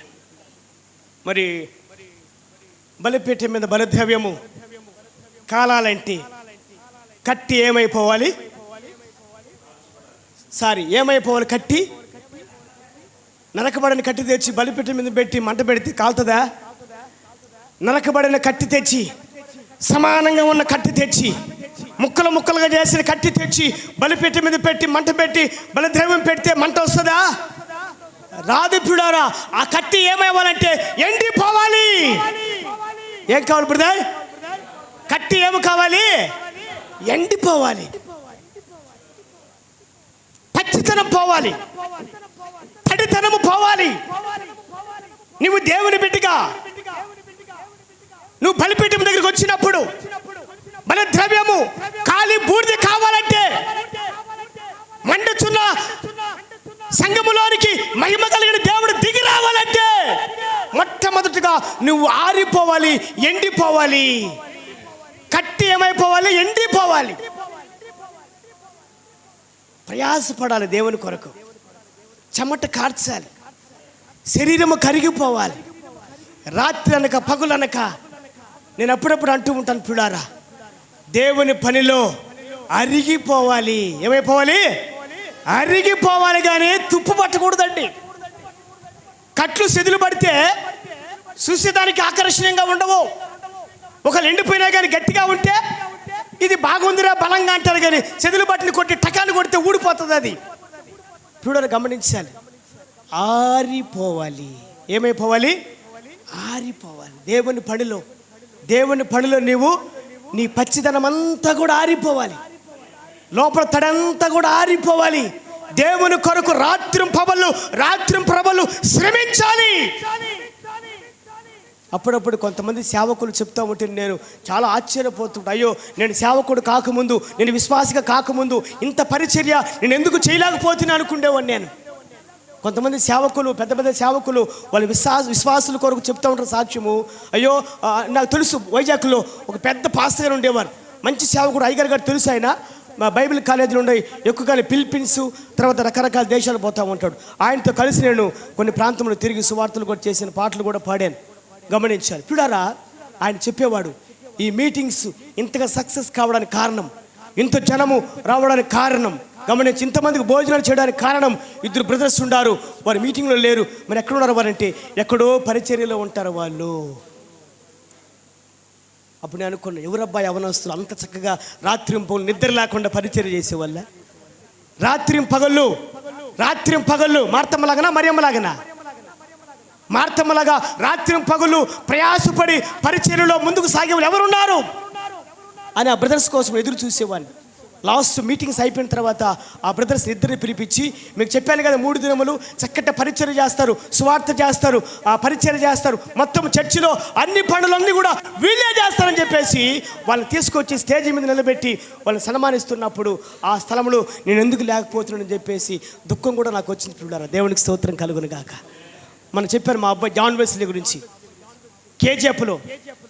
కేజీఎఫ్లో బైబిల్ కాలేజ్ చేస్తున్నప్పుడు గ్రాడ్యుయేషన్ రోజు ఉత్తమ విద్యార్థి జాన్ వెస్లీ రా బయటకు అన్నప్పుడు మా వాడికి ఆశ్చర్యం వేసిందంట, ముందు జల్లు మనదంట. నేనే కదా జాన్ వెస్లీ అని, నువ్వే అన్నారంట. లేచి నిలబడితే రా స్టేజ్ మీద కానీ పిలిపించి, ప్రేమించి, ప్రార్థించి, సన్మానించి, కొంచెం ద్రవ్యం ఇచ్చి ఒక మంచి బైబిల్ ఇచ్చి పంపించారు. దేవునికి స్తోత్రం కలుగును గాక. ఎవరు ఉండారండి ఇప్పుడు? ఒక ఆమె అన్నది, పాస్టర్ గారు 3 రోజులు మీటింగ్ పెడితే 3 రోజులు పాలు నావే టీకి, 3 రోజులు పాలు సేవకులు కానీ విశ్వాసులు కానీ పరిచర్య చేసే వాళ్ళకు, ఎవరైతే రాత్రిలో చర్చిలో ఉండిపోతారు కదా పరిచర్య చేస్తూ, ఇళ్ళకి పోకుండా, భర్తను పడుచుకోకుండా, పిల్లలు పడుచుకోకుండా, అయ్యా ఈ దయతో క్షమించండి, పిల్లలు మీరు జాగ్రత్తగా ఉండండి, మీటింగ్లోకి రండి, నేను సేవకు వెళ్తున్నాను, అయ్యగారు రమ్మన్నారు, అమ్మగారు రమ్మన్నారు, నేను చర్చిలో పరిచర్యలో ఉంటాను, మీరు కూడా రెడీ అయ్యి రండి అని చెప్పేసి ఎంతో భక్తిగా పిల్లలకు, భార్యకు మంచి మాటలు చెప్పుకొని మందిరంలోకి వచ్చి రాత్రుల్లో పగులు పరిచర్య చేసి ఇక్కడే విశ్రాంతి తీసుకుంటారు కదా, అలాంటి వరకు కాఫీ పెట్టిస్తానయ్యా, అలాంటి వరకు నేను టీవీ పెట్టిస్తాను, పాలు ఇస్తాను. కాబట్టి 3 రోజులు పాలు మా బరిపాలే పిండిస్తాను.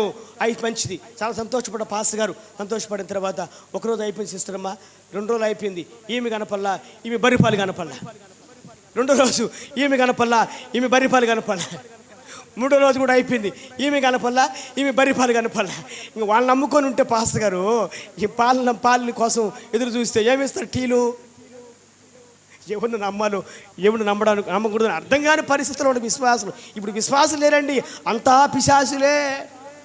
విశ్వాసులు సంఘములో కరువయ్యారు. ఏంది అమ్మ సీరియస్గా చూస్తుంది? సీరియస్ చూడకమ్మా, దేవునికి స్తోత్రం. ఏమండి, అంతా పిశాచులే సంఘములో. విశ్వాసులు ఎవరు లేరు. మాట నిలకడగా ఉండదు, మాట స్థిరంగా ఉండదు. 10 మందిలో అబ్బా అనిపించుకునేలాగిన టకాన ఒక మాట ఇచ్చేస్తారు 10 మందిలో. ఇక జనం ఎక్కిన తర్వాత ఆ గుంపులో ఈ మనిషి కనపడదు, బర్రి కనపడదు, బర్రి పాలు కనపడదు, ఈ మనిషి కనపడదు. 3 రోజులు అయిపోయిన తర్వాత మీటింగ్స్ అయిపోయిన మన నెక్స్ట్ ఆదివారం చర్చికి వచ్చిందంట. ఆమె యాడికి పోయినావమ్మా నువ్వంటే, ఏమి చేయమంటే పాస్టర్ గారు మా ఊర్లో ఏదో కొంచెం సమస్య జరిగింది, ఇంకెందుకు లేని నా బర్రెను నేను ఇద్దరు కలిసి అమ్మగారి ఇంటికి వెళ్ళిపోయినామన్నదంట. అదేదో మందిరం కాడికి తీసుకొచ్చుంటే బర్రెని పట్టుకొని ఇక నీకు సమాధానం ఉండేది. నీ బర్రి పాలతో ఏదో టీ పెట్టించేదానివి, నీ బర్రి కూడా బాగుండేది. దేవునికి స్తోత్రం కలుగును కాక. ఇలాంటి వాళ్ళు సంఘములు ఎంతమంది లేరండి. రాత్రి ఒక బ్రదర్ నా మీద ప్రమాణం చేసినాడు. వచ్చాడు అతను, వచ్చినాడా తప్పకుండా అయ్యగారు ఫస్ట్ కొట్టేయమన్నా. వద్దులే అన్నాడు. మళ్ళీ ప్రార్థన చేసిన తర్వాత ఉన్నది ఉన్నాడు చెప్పి, బ్రదర్ చేతులు సేపు వస్తాను చేతులు సాయి వేసాడు. వాడు అక్కడ ఉన్నాడు మహానుభావుడు. ఏ బజార్లో ఉన్నాడు, ఏ బస్ స్టాండ్లో ఉన్నాడు, యాడి సీరియల్ ముందు కూర్చోడు. అంత అర్థం చేసుకోండి పిల్లారా. మన మాట అవునంటే అవును, కాదంటే కాదనగా ఉండాలి. ఎందుకంటే దేవుడు నిన్ను చూస్తూ ఉన్నాడు. దేవుడు నీ కుడి పక్కనే ఉన్నాడు. నేను విడిచిపెట్టేవాడు కాదు. ఒకవేళ నీవు దేవుని విడిచిపెట్టినప్పుడు కూడా దేవుడు నిన్ను విడిచిపెట్టడు. ఒకవేళ దేవుడు దేవుని నీవు మరిచినప్పుడు కూడా నా దేవుడు నిన్ను మరిచిపోడు. ఆయన ఉద్దేశం ఏంటంటే నీవు ఎండిపోవాలి. ఎండిపోతున్నారా మీరు? ఎండిపోతున్నారా? అఫిషియల్ అండి. వంగితే తక్కు పైకి వస్తుందేమో. ఏమో సిస్టర్ గారు, పరిచయం చేస్తే పిన్ని ఊడిపోతుందేమో, ఇస్త్రీ బట్టలు నలిగిపోతాయేమో, మేకప్ చెదిరిపోతుందేమో, చెమట పట్టి మేకప్ అంతా కారిపోతుందేమో. నేను ఒకప్పుడు మేకప్ వేసేవాడిని. మేకప్ అంటే గుర్తొచ్చింది, సినిమాలు తీసి ఆఫీస్ కదా, ప్రియా ఆర్ట్ ప్రొడక్షన్. ఆ ప్రొడక్షన్ ఆఫీసులో నిర్మాత డి ప్రభాకర్, వాళ్ళ కొడుకు శ్రీనివాసులు, కోమట్లు వైసెస్ వాళ్ళు. ఆయన విజయవాడలో చదువుకునేటప్పుడు ప్రభుని నమ్మాడంట. ప్రభుని నమ్మితే నేను ఇంకా సినిమా రిలీజ్ అయింది, 40 లక్షలు పెట్టి సినిమా తీశారు. రిలీజ్ అయింది, కొన్ని రోజులు సినిమా ఆఫీస్ బంద్ చేశారు. కామారెడ్డిలో ప్రియా డిలక్స్ అనే సినిమా టాకీస్లు ఉన్నాయి వాళ్ళకు. నువ్వు ఇంటికాడికి రా, ఆ సినిమా హాల్ దగ్గర అటు ఇటు తిరుక్కుంటా ముందు, నేను పని చేయాల్సిన అవసరం ఉండదు, మళ్ళీ ఆఫీస్ ఓపెన్ చేస్తా కదా, తర్వాత మళ్ళీ వెళ్ళిపోదామని తీసుకెళ్ళిపోయాడు వాళ్ళ డాడీ ప్రభాకర్ గారు. ఈలోగా నాకు ఒక పిచ్చి ఉండేది. ఈ సినిమా ప్రొడక్షన్ ఆఫీసులో మేకప్ కిట్ ఉండేది, మేకప్ మ్యాన్ దగ్గర ఉండేది.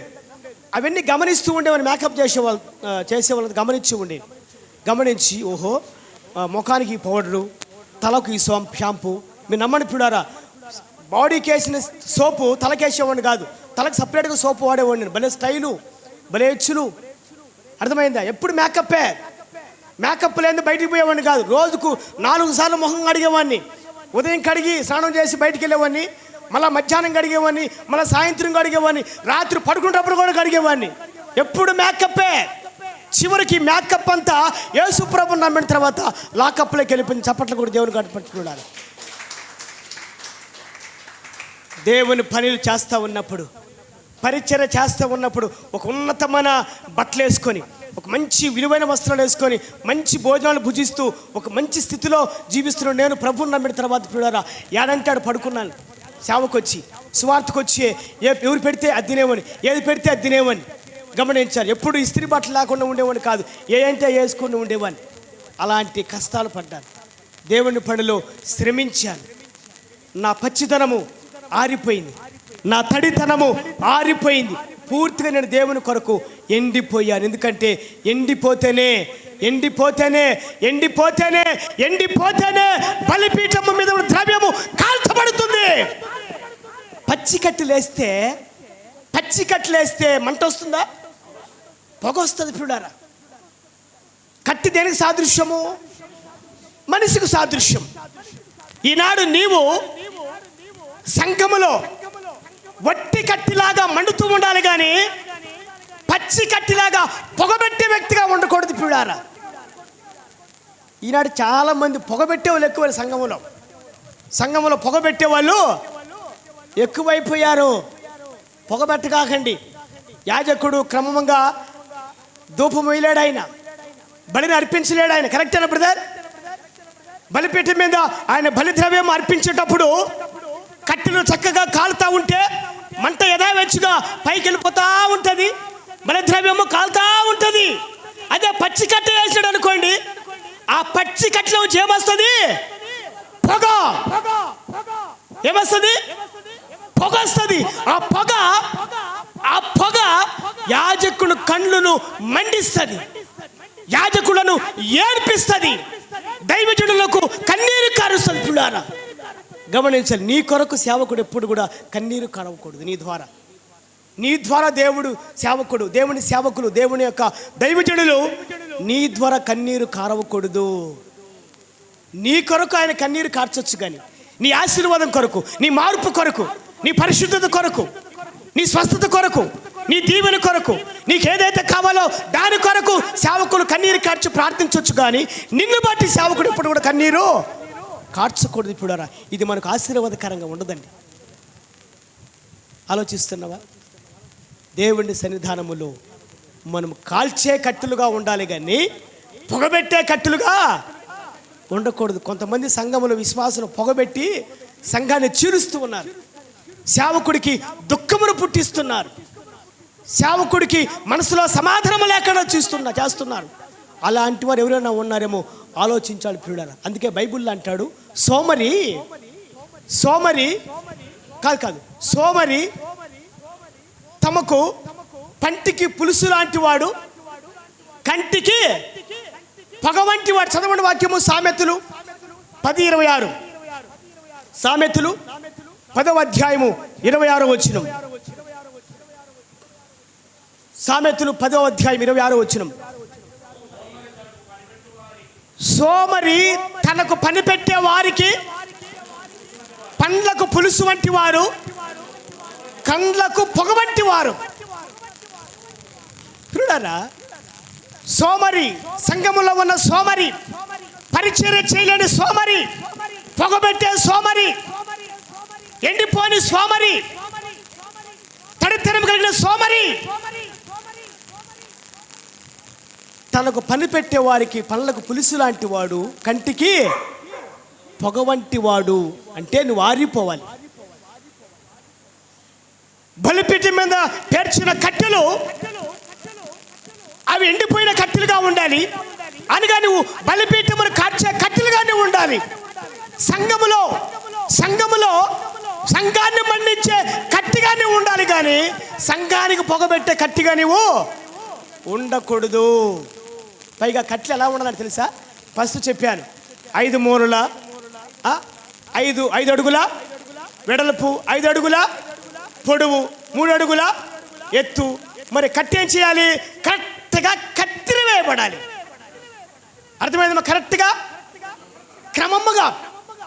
క్రమముగా కత్తిరి వేయబడాలి. ఈనాడు చాలామంది సంఘములో క్రమము లేదండి. ఏమి లేదు? క్రమము లేదు. 3 రోజుల నుంచి అదే మాట చెప్తున్నాను.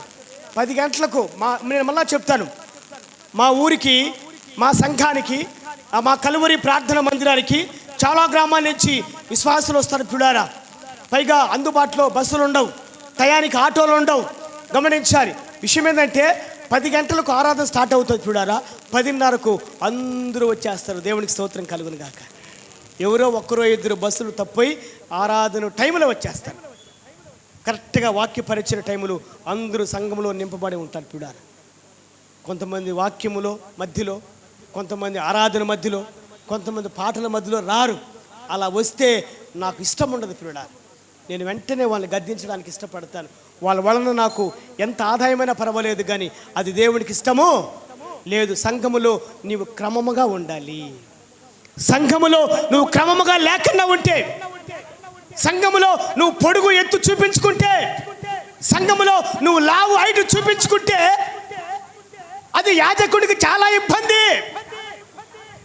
యాజకుడు బలి ద్రవ్యం అర్పించేటప్పుడు మోకాలు తగలవచ్చు, తట్టుకొని కింద కూడా పడచ్చు. కాబట్టి నువ్వు కత్తిర వేయబడాలి బ్రదర్. బయట నువ్వు ఎంత పొజిషన్ ఉన్నప్పుడు కూడా చిన్నవాడుగా ఉండాలి. సంఘములో తగ్గించబడిన వాడుగా ఉండాలి. నువ్వు తగ్గించబడిన వాడుగా ఉండాలి. నువ్వు సురుకుతనంగా ఉండాలి. నువ్వు సోమరిగా ఉండకూడదు. నువ్వు ఆరిపోవాలి. దేవుని పని కొరకు బలిద్రవ్యము కాలేదాని కొరకై బలి మంట బలిపీఠం మీద ఉన్న సంఘము నిత్యము మండుతూ ఉండాలంటే నువ్వు ఆరిపోవాలి. నువ్వు ఎండిపోవాలి. ఎండితేనే కాల్చబడుతుంది. బైబిల్ చెప్తుంది, మండే సంఘములోనికి మహిమ కలిగిన దేవుడు దిగి వస్తాడంట. చప్పట్లు కూడా దేవుని కనిపించిన ఒకసారి. ఎవరు వస్తారు బ్రదర్? మండే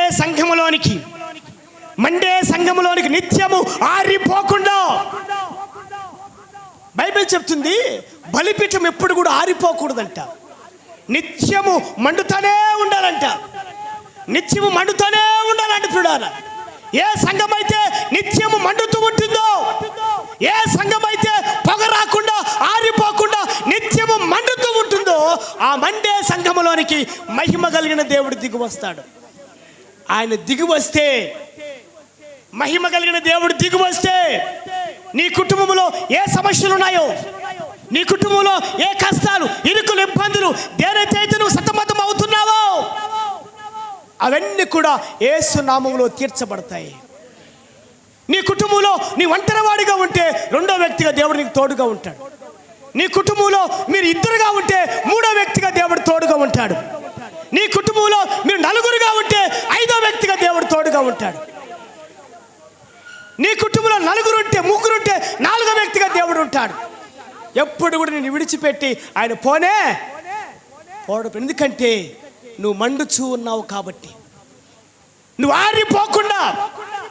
ఆరిపోకుండా నిత్యము మండుచున్నావు కాబట్టి మహిమ కలిగిన దేవుడు నీకు తోడు ఉంటాడు. విడవడు, ఎడబాయడు.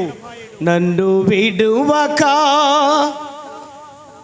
ఎడబాయక దాచితివా నీ చేతి నీడలో, నీ చేతి నీడలో నన్ను విడువక ఎడబాయక దాచితివా నీ చేతి నీడలో, నీ చేతి నీడలో సిలువలో చాచిన రెక్కల నీడలో, సిలువలో చాచిన రెక్కల నీడలో సురక్షితముగా నన్ను దాచితివా, సురక్షితముగా నన్ను దాచితివా. కన్నీటి బ్రతుకును నాట్యముగా మార్చి నన్నాదరించిన యేసయ్యా. నాతో కలిసి పనండి. కన్నీటి బ్రతుకును నాట్యముగా మార్చి నన్నాదరించిన యేసయ్యా. మండుచున్న సంఘములో మహిమ కలిగిన దేవుడు దిగి వస్తే నీ కన్నీటి బాష్ప బిందువును తుడిచివేస్తాడు. ఆయన నీ కన్నీటిని నాట్యముగా మార్చివేస్తాడు. నీ దుఃఖమును సంతోషముగా మార్చివేస్తాడు. నీ శ్రమను సమాధానముగా మార్చివేస్తాడు. చూడాలి, ఎప్పుడు నువ్వు సంఘములో ఎప్పుడు మండుతూనే ఉండాలి. ఆరిపోకూడదు. ఆరిపోతే నువ్వెవరో తెలియదు. ఆరిపోతే నీ పేరు జీవ గ్రంథంలో నుండి కొట్టివేయబడుతుంది. పిల్లారా, ఆరిపోకూడదు పిల్లారా. ఒరే, సినిమా ఫీల్డ్లో ఉండి మంచి మంచి బట్టలు వేసుకొని, రకానికి ఒక డ్రెస్ వేసుకొని అటు ఇటు ఎస్లోడ మధ్య తిరుగుతుంటేవి కదరా. యేసుప్రభు నమ్మిన తర్వాత ఇప్పుడు నీ వేసుకోవడానికి బట్టలు కూడా లేవు కదరా అని చాలామంది స్నేహితులు అన్నారు, నువ్వు సినిమా పాటలు పాడరా, ఆర్కెస్ట్రాలో పాటలు పాడరా, డబ్బులు వస్తాయి, మళ్ళీ బట్టలు కొనొచ్చు, చెప్పులు కొనొచ్చు, మంచి వస్త్రాలు కొని బాగా హ్యాపీగా తిరగొచ్చు. అంటే నేను ఒకటే మాట్లాడినాను, ఒక్కసారి నేను లోకమును విడిచిపెట్టి దేవుని సన్నిధికి వచ్చిన తర్వాత ఒకసారి పాపము కొరకు పరిగెత్తే నా పాదములు విడిచిపెట్టిన తర్వాత, కడుక్కున్న తర్వాత, ఒకసారి నా యొక్క పాప వస్త్రమును నేను తీసివేసిన తర్వాత తిరిగి వాటిని నేను ధరింప చెయ్యను. సంఘములో ఎన్ని కష్టాలు వచ్చినప్పుడు కూడా నా దేవుడు నన్ను విడిచిపెట్టడు. నా దేవుడు నన్ను వెలిగిస్తాడు. నా దేవుడు నన్ను ఆశీర్వదిస్తాడు. నా దేవుడు నన్ను దీవిస్తాడు. ఎందుకంటే నేను మహిమగల సంఘముగా ఉన్నాను. నేను నిత్యము మండుచున్నాను, ఆరిపోను. విశ్వాస విషయములో ఆరిపోను, ఆత్మీయత విషయములో ఆరిపోను, ప్రేమించే విషయములో ఆరిపోను, పరిచర్య విషయములో ఆరిపోను, దేవుడికి ఇచ్చే విషయములో ఆరిపోను. ఫస్ట్ బాగానే ఉంటారండి. అబ్బో ఎంత భక్తో, ఫస్ట్ బాగానే ఉంటారు. ఎంత దాతృత్వమో, ఫస్ట్ బాగానే ఉంటారు. ఎంత విశ్వాసమో, ఎంత ప్రార్థనో. కూర్చుంటే గంటల తరబడి ప్రార్థన చేసేవాళ్ళు. పని స్టార్ట్ చేస్తే వద్దనకుండా చేసేవాళ్ళు. ఏమండి, దేవుడికి ఇచ్చే విషయంలో అబ్బా అంతకంటే ఎక్కువగా ఇచ్చే విషయంలో బాగానే ఉండేవాళ్ళు. కానీ రాను రాను రాను రాను రాను రాను రాను రాను ఏమవుతుంది? అవన్నీ కూడా సన్నగిల్లిపోతాయి. ఏమవుతాయి? సన్నగిల్లిపోయి తిరిగి మన లోకములోనికి జారుకుంటారు. ఒక బ్రదర్ నేను ఎంట పెట్టుకొని సువార్తకు వెళ్ళేవాడిని. లాస్ట్కు విశ్వాసులను బాగా ప్రేమిస్తున్నారు, నాకు సహాయం చేస్తున్నారు, ఒక ప్రత్యేకంగా చూస్తున్నారు, నన్ను మంచి భోజనాలు పెట్టడము, ఒక ప్రత్యేకమైన స్థానాన్ని ఇవ్వడం. వీడేమనుకున్నాడంటే నేను కూడా పాస్టర్లాగా తయారైతే బాగుండు. అర్థమైందా? నేను కూడా పాస్టర్లాగా అయితే బాగుండు అని అనుకున్న మనసులో. వాడి ఇంటికి పోయినప్పుడు చక్కగా కానికి ఇచ్చేవాడు, బాగానే ఇచ్చేవాడు. రాను రాను రాను ఈయడం తగ్గించాడు. ఇక్కడ నేను అడిగాను, ఏం బ్రదర్, మొదట ఉన్న ప్రేమ, మొదట ఉన్న దాతృత్వము, మొదట ఉన్న ఆ యొక్క ఆత్మీయత ఇప్పుడు కనపడట్లేదంటే అతను చెప్పిన మాట అంటే, ఏం లేదు పాస్టర్ గారు, నేను ఇచ్చేవాడు మాదిరిగా ఉండకూడదు అనుకున్నాను, ఇప్పించుకునేవాడులాగా ఉండాలనుకున్నాను అన్నాడు. అర్థమైంది ఈ మాట? అంటే నేను కూడా సేవకుడు కావాలనుకున్నాను. సేవకుడు కావాలన్న మాట మంచిదని ఆయన, ఫస్ట్ నువ్వు చేసే పని నువ్వు చేయరా అన్నాను. దేవునికి స్తోత్రం కలుగును గాక. సన్నగిల్లిపోతారండి, ఆరిపోతారంతే. ఆరిపోవడమే. ఆరిపోయే సంఘములోనికి దేవుడు రాడు. ఆరిపోయే నీ జీవితంలోనికి దేవుడు కార్యము చేయడు. నువ్వు ఆరిపోకూడదు, నువ్వు ఆరిపోకూడదు. పిల్లలు ఎప్పుడు వెలుగుతూనే ఉండాలి. ఏ బట్టలు వేసుకుంటే, ఏ చెప్పులు వేసుకుంటే అదే బెల్ట్ వేసుకుంటేవాడిని నేను. చెప్పులకు బెల్ట్కు కరెక్ట్గా మ్యాచింగ్ అయ్యేది. అలాంటిది అన్నీ విడిచిపెట్టి ప్రభులోకి వచ్చిన తర్వాత ఆదాయం తక్కువైపోయింది, రాబడి కూడా ఆగిపోయింది. సినిమా ఫీల్డ్లో బాగా ఉన్నాను. బయటకు వచ్చిన తర్వాత ఇక నా దగ్గర ఉన్న బట్టలు, చెప్పులు అవన్నీ కూడా పాత పడిపోయి, చినిగిపోయి, బిర్ర అయిపోయి, టైట్ అయిపోయి, అంత పాత పడిపోయినాయి. లాస్ట్కు పేరాగాని చెప్పులు వేసుకుని తిరిగాను నేను. ఆ చెప్పులు కూడా వేసుకొని సేవకు నడుచుకుంటూ సేవలో వెళ్ళిపోయేవాడిని. ఎక్కడ నిలబడినా అక్కడ కంజరి కొట్టి డప్పి కొట్టి పాటలు పాడుతుండేవాడిని. స్వార్థ చేసేవాడిని, సాక్ష్యం చెప్పేవాడిని. గుంపులుగా జనం వచ్చేవాళ్ళు. కానీ బట్టలు, మాసిపోయిన బట్టలు ఉండేటివి, చెప్పులు పేరాగాని చెప్పులు ఉండేటివి. భీమగల్, నిజాంబాటిస్టుకు భీమగల్ అనే గ్రామానికి వెళ్ళాను. ఒక పాస్టర్ గారిని పరిచయం చేసుకున్నాను. ఆ పాస్టర్ గారి ఇంటికి ఒక బ్రదర్ వచ్చారు దుబాయ్ నుంచి. అతను చక్కగా చెప్పులు వేసుకున్నాడు. అప్పుడు సినిమా ఫీల్డ్లో ఉన్నప్పుడు వేసుకున్న చెప్పులు గుర్తొచ్చినాయి. బ్రదర్, ఈ చెప్పులు ఎంత అన్నాను. కింద మీద చూసి, బాబు ఈ చెప్పులు మీకు కావాలా అన్నాడు. ఇవద్దు బ్రదర్, ఇది ఎంత అని అన్నాడు. నా కాలు ఆ కాలు చూసుకొని, ఈ చెప్పులు నా కాళ్ళగా ఉండాల్సింది, సేవకుడైన మీ కాళ్ళలో ఉండాలి. అదే పని నిజామాబాద్ తీసుకెళ్ళి సేమ్ చెప్పులు కొనిచ్చాడు అతను. దేవునికి స్తోత్రం కలుగును గాక. మనం బాగుండాలి. మన సేవకులేమో ఆయనకేమిలే అంటారు. ఏమంటారు? ఆయనకేమిలే కారు లేదా, ఆయనకేమో చర్చి లేదా, ఇండ్లు లేదా అంటారు. అసలు వాళ్ళ కష్టాలు మనకు తెలుసా? ఏమండి, ఇప్పుడు నేను మంచి డ్రెస్ వేసుకొని ఉన్నాను. ఇప్పుడు నేను షర్టు విలువ 1600 కుట్టుకులతో కూడా. అర్థమైందా? లోపల నా జేబులో ఎంత ఉన్నాయో నాకు తెలుసా? మీకు తెలుసా? నేను వేసుకున్న బట్టల వైపు మీరు చూశారు, కానీ లోపల నా బాధలు మీకు తెలుసా? ఇప్పుడు అది గమనించాలి. సేవకులు ఎప్పుడు కూడా సేవకులు ఎప్పుడు కూడా నేను ఈ కొరత కలిగి ఉన్నాను, ఈ సమస్య కలిగి ఉన్నాను, నా కొరకు మీరు ప్రార్థన చేయండి, నాకు సహాయం చేయండి అడగరు. ఒకవేళ మరీ కష్టాలు భరించలేక ఏదో నా బిడ్డలు కదా, నా యొక్క ఆత్మీయులు నేను సంపాదించిన నేను కన్నా నా బిడ్డలు కదా అని చెప్పేసి విశ్వాసుల ముందు ఏదైనా ఒక మాట చెప్పితే అప్పుడు మనం బిర్రుగా బిగచుకుపోతారు, పచ్చికట్టిలాగా. ఎలాగా? పచ్చికట్టిలాగా. ఇక పొగ పెట్టేస్తారు, పాస్టర్ కంటికి పొగ పెట్టేస్తారు. పొగ పెట్టేసి ఇంకో దగ్గరికి పోయి, చూసినావా ఫస్ట్ బాగానే ఉన్నారు, ఏమి అడగలేదు, ఇప్పుడేమో అన్నీ అడుగుతున్నారు అనే మాట ఇంకొకరు చెప్పిన తర్వాత, నేను అప్పుడే చెప్పలే నీకు, నేను అప్పుడే చెప్పాను కదా ఆయన గురించి, నువ్వు నా మాట విన్నావా, నోరు మూసుకున్నారా ఇక్కడికంట.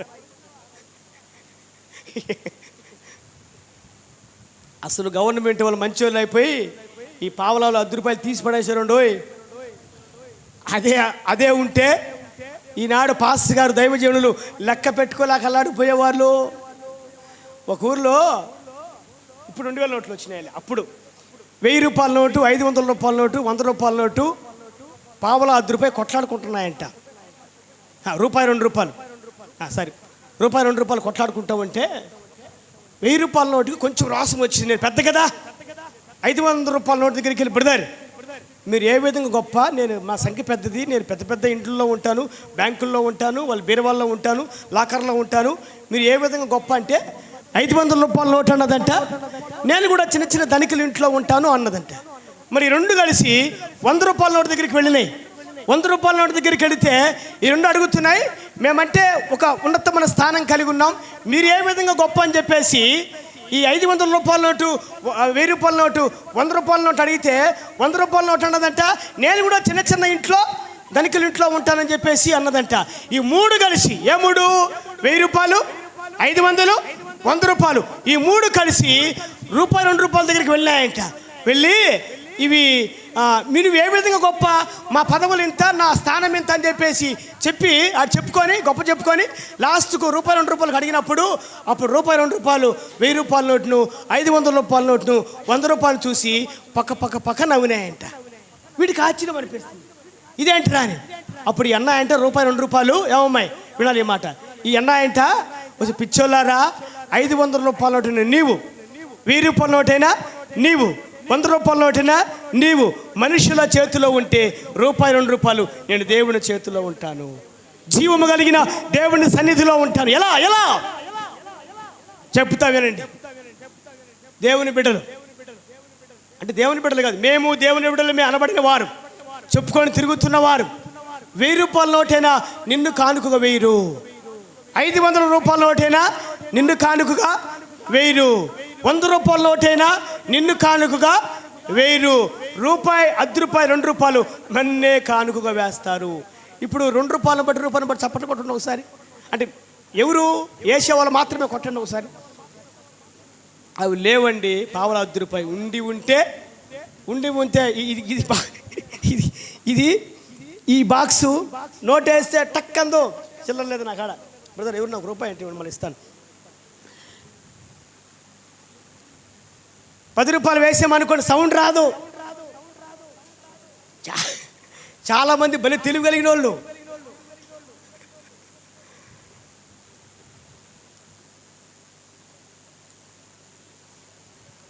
₹1 సౌండ్ వచ్చిందా? వచ్చింది కదా. ఎన్ని 10 రూపాయలు, 2 రూపాయలు వేసేసి అది నిండుతుందండి. గమనించాలి. కొంతమంది 100 రూపాయలు అడిగితే పొడుగ్గా పెట్టుకొని వస్తారు చూసేట్టుగా. అదే 10 రూపాయలు అయితే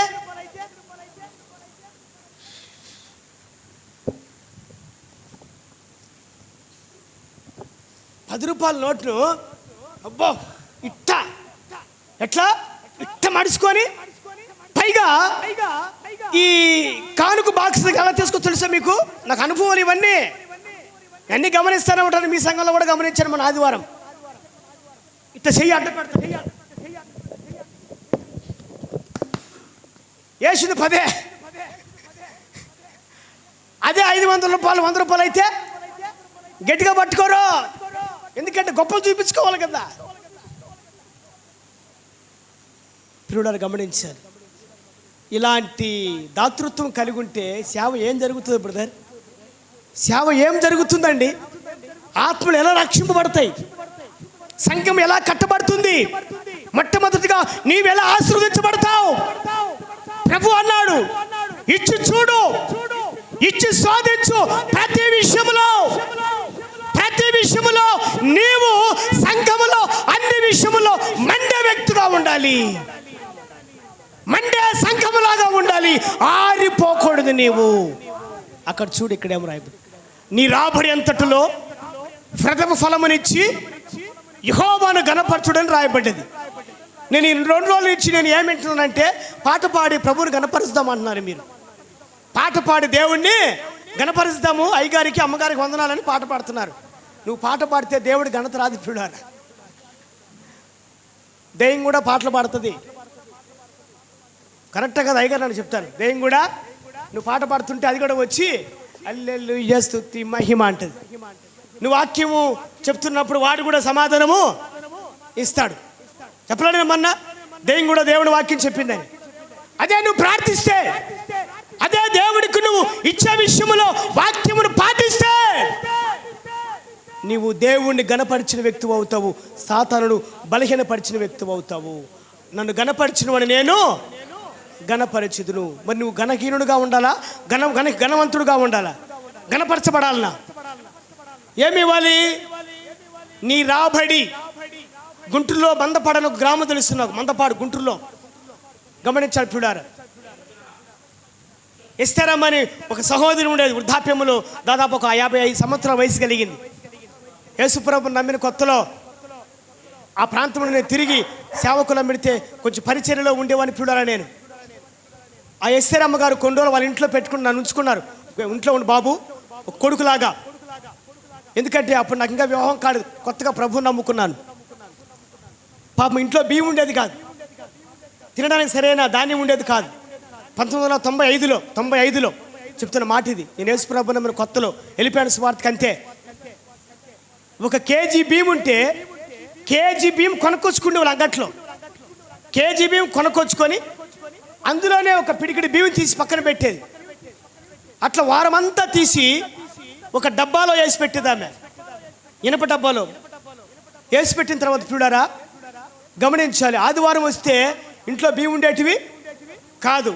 అయ్యా ఇంకా అన్నం చేయలేదు కానీ చర్చిలో పోయి తిందాములే అని అనేది. అప్పుడు నేను ఉన్నాను, మన బియ్యం తీసి పెట్టినాము కదమ్మా, బియ్యం తీసి పెట్టినావు కదా అని అంటే, నీకు దీని గురించి తెలీదు, ఇవి దేవునివి అనేది.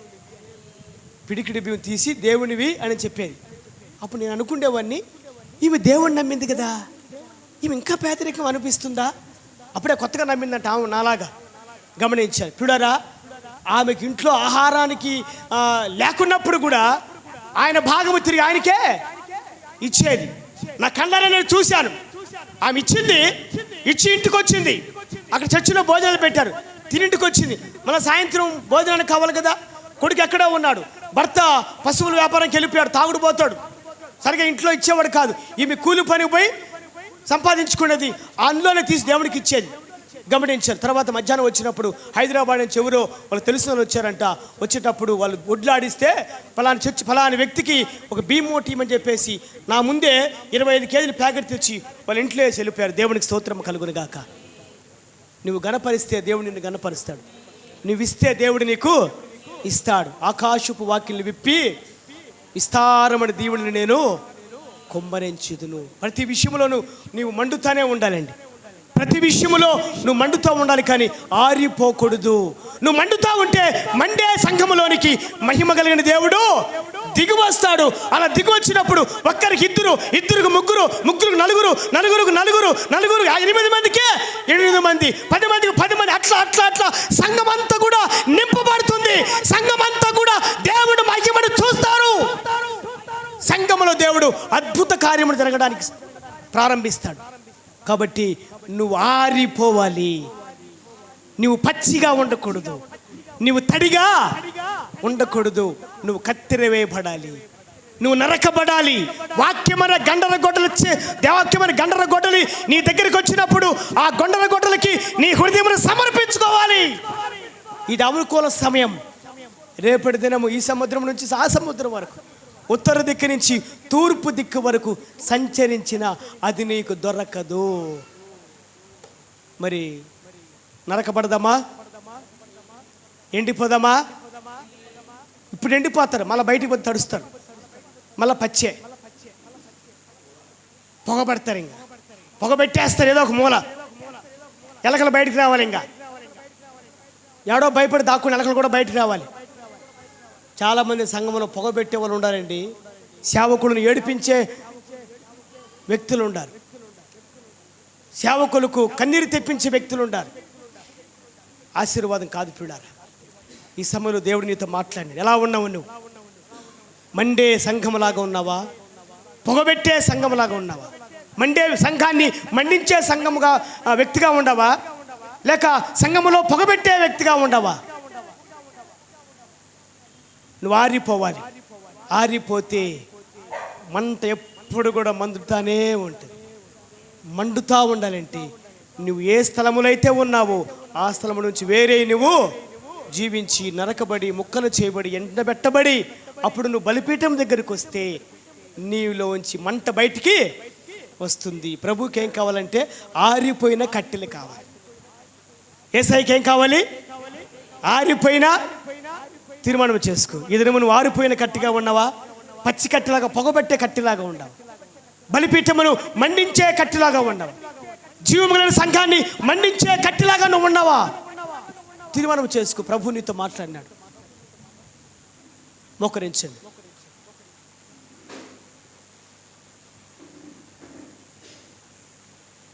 బలిపీఠము నిత్యము మండుతూ ఉండాలంటే నువ్వు ఆరిపోవాలి. ఆరిపోయే కట్టిగా ఉండాలి. బలిపీఠం మీద పొగ రాకూడదు. పొగ వస్తే సేవకులను ఏడిపిస్తుందా పొగ? నువ్వు ఏడిపించే కట్టిలాగా ఉండకూడదు. సేవకులను సంతోషపెట్టే కట్టిలాగా నువ్వు ఉండాలి. నువ్వు మండే కట్టిలాగా ఉండాలి, కానీ ఆరిపోయే కట్టిలాగా ఉండకూడదు.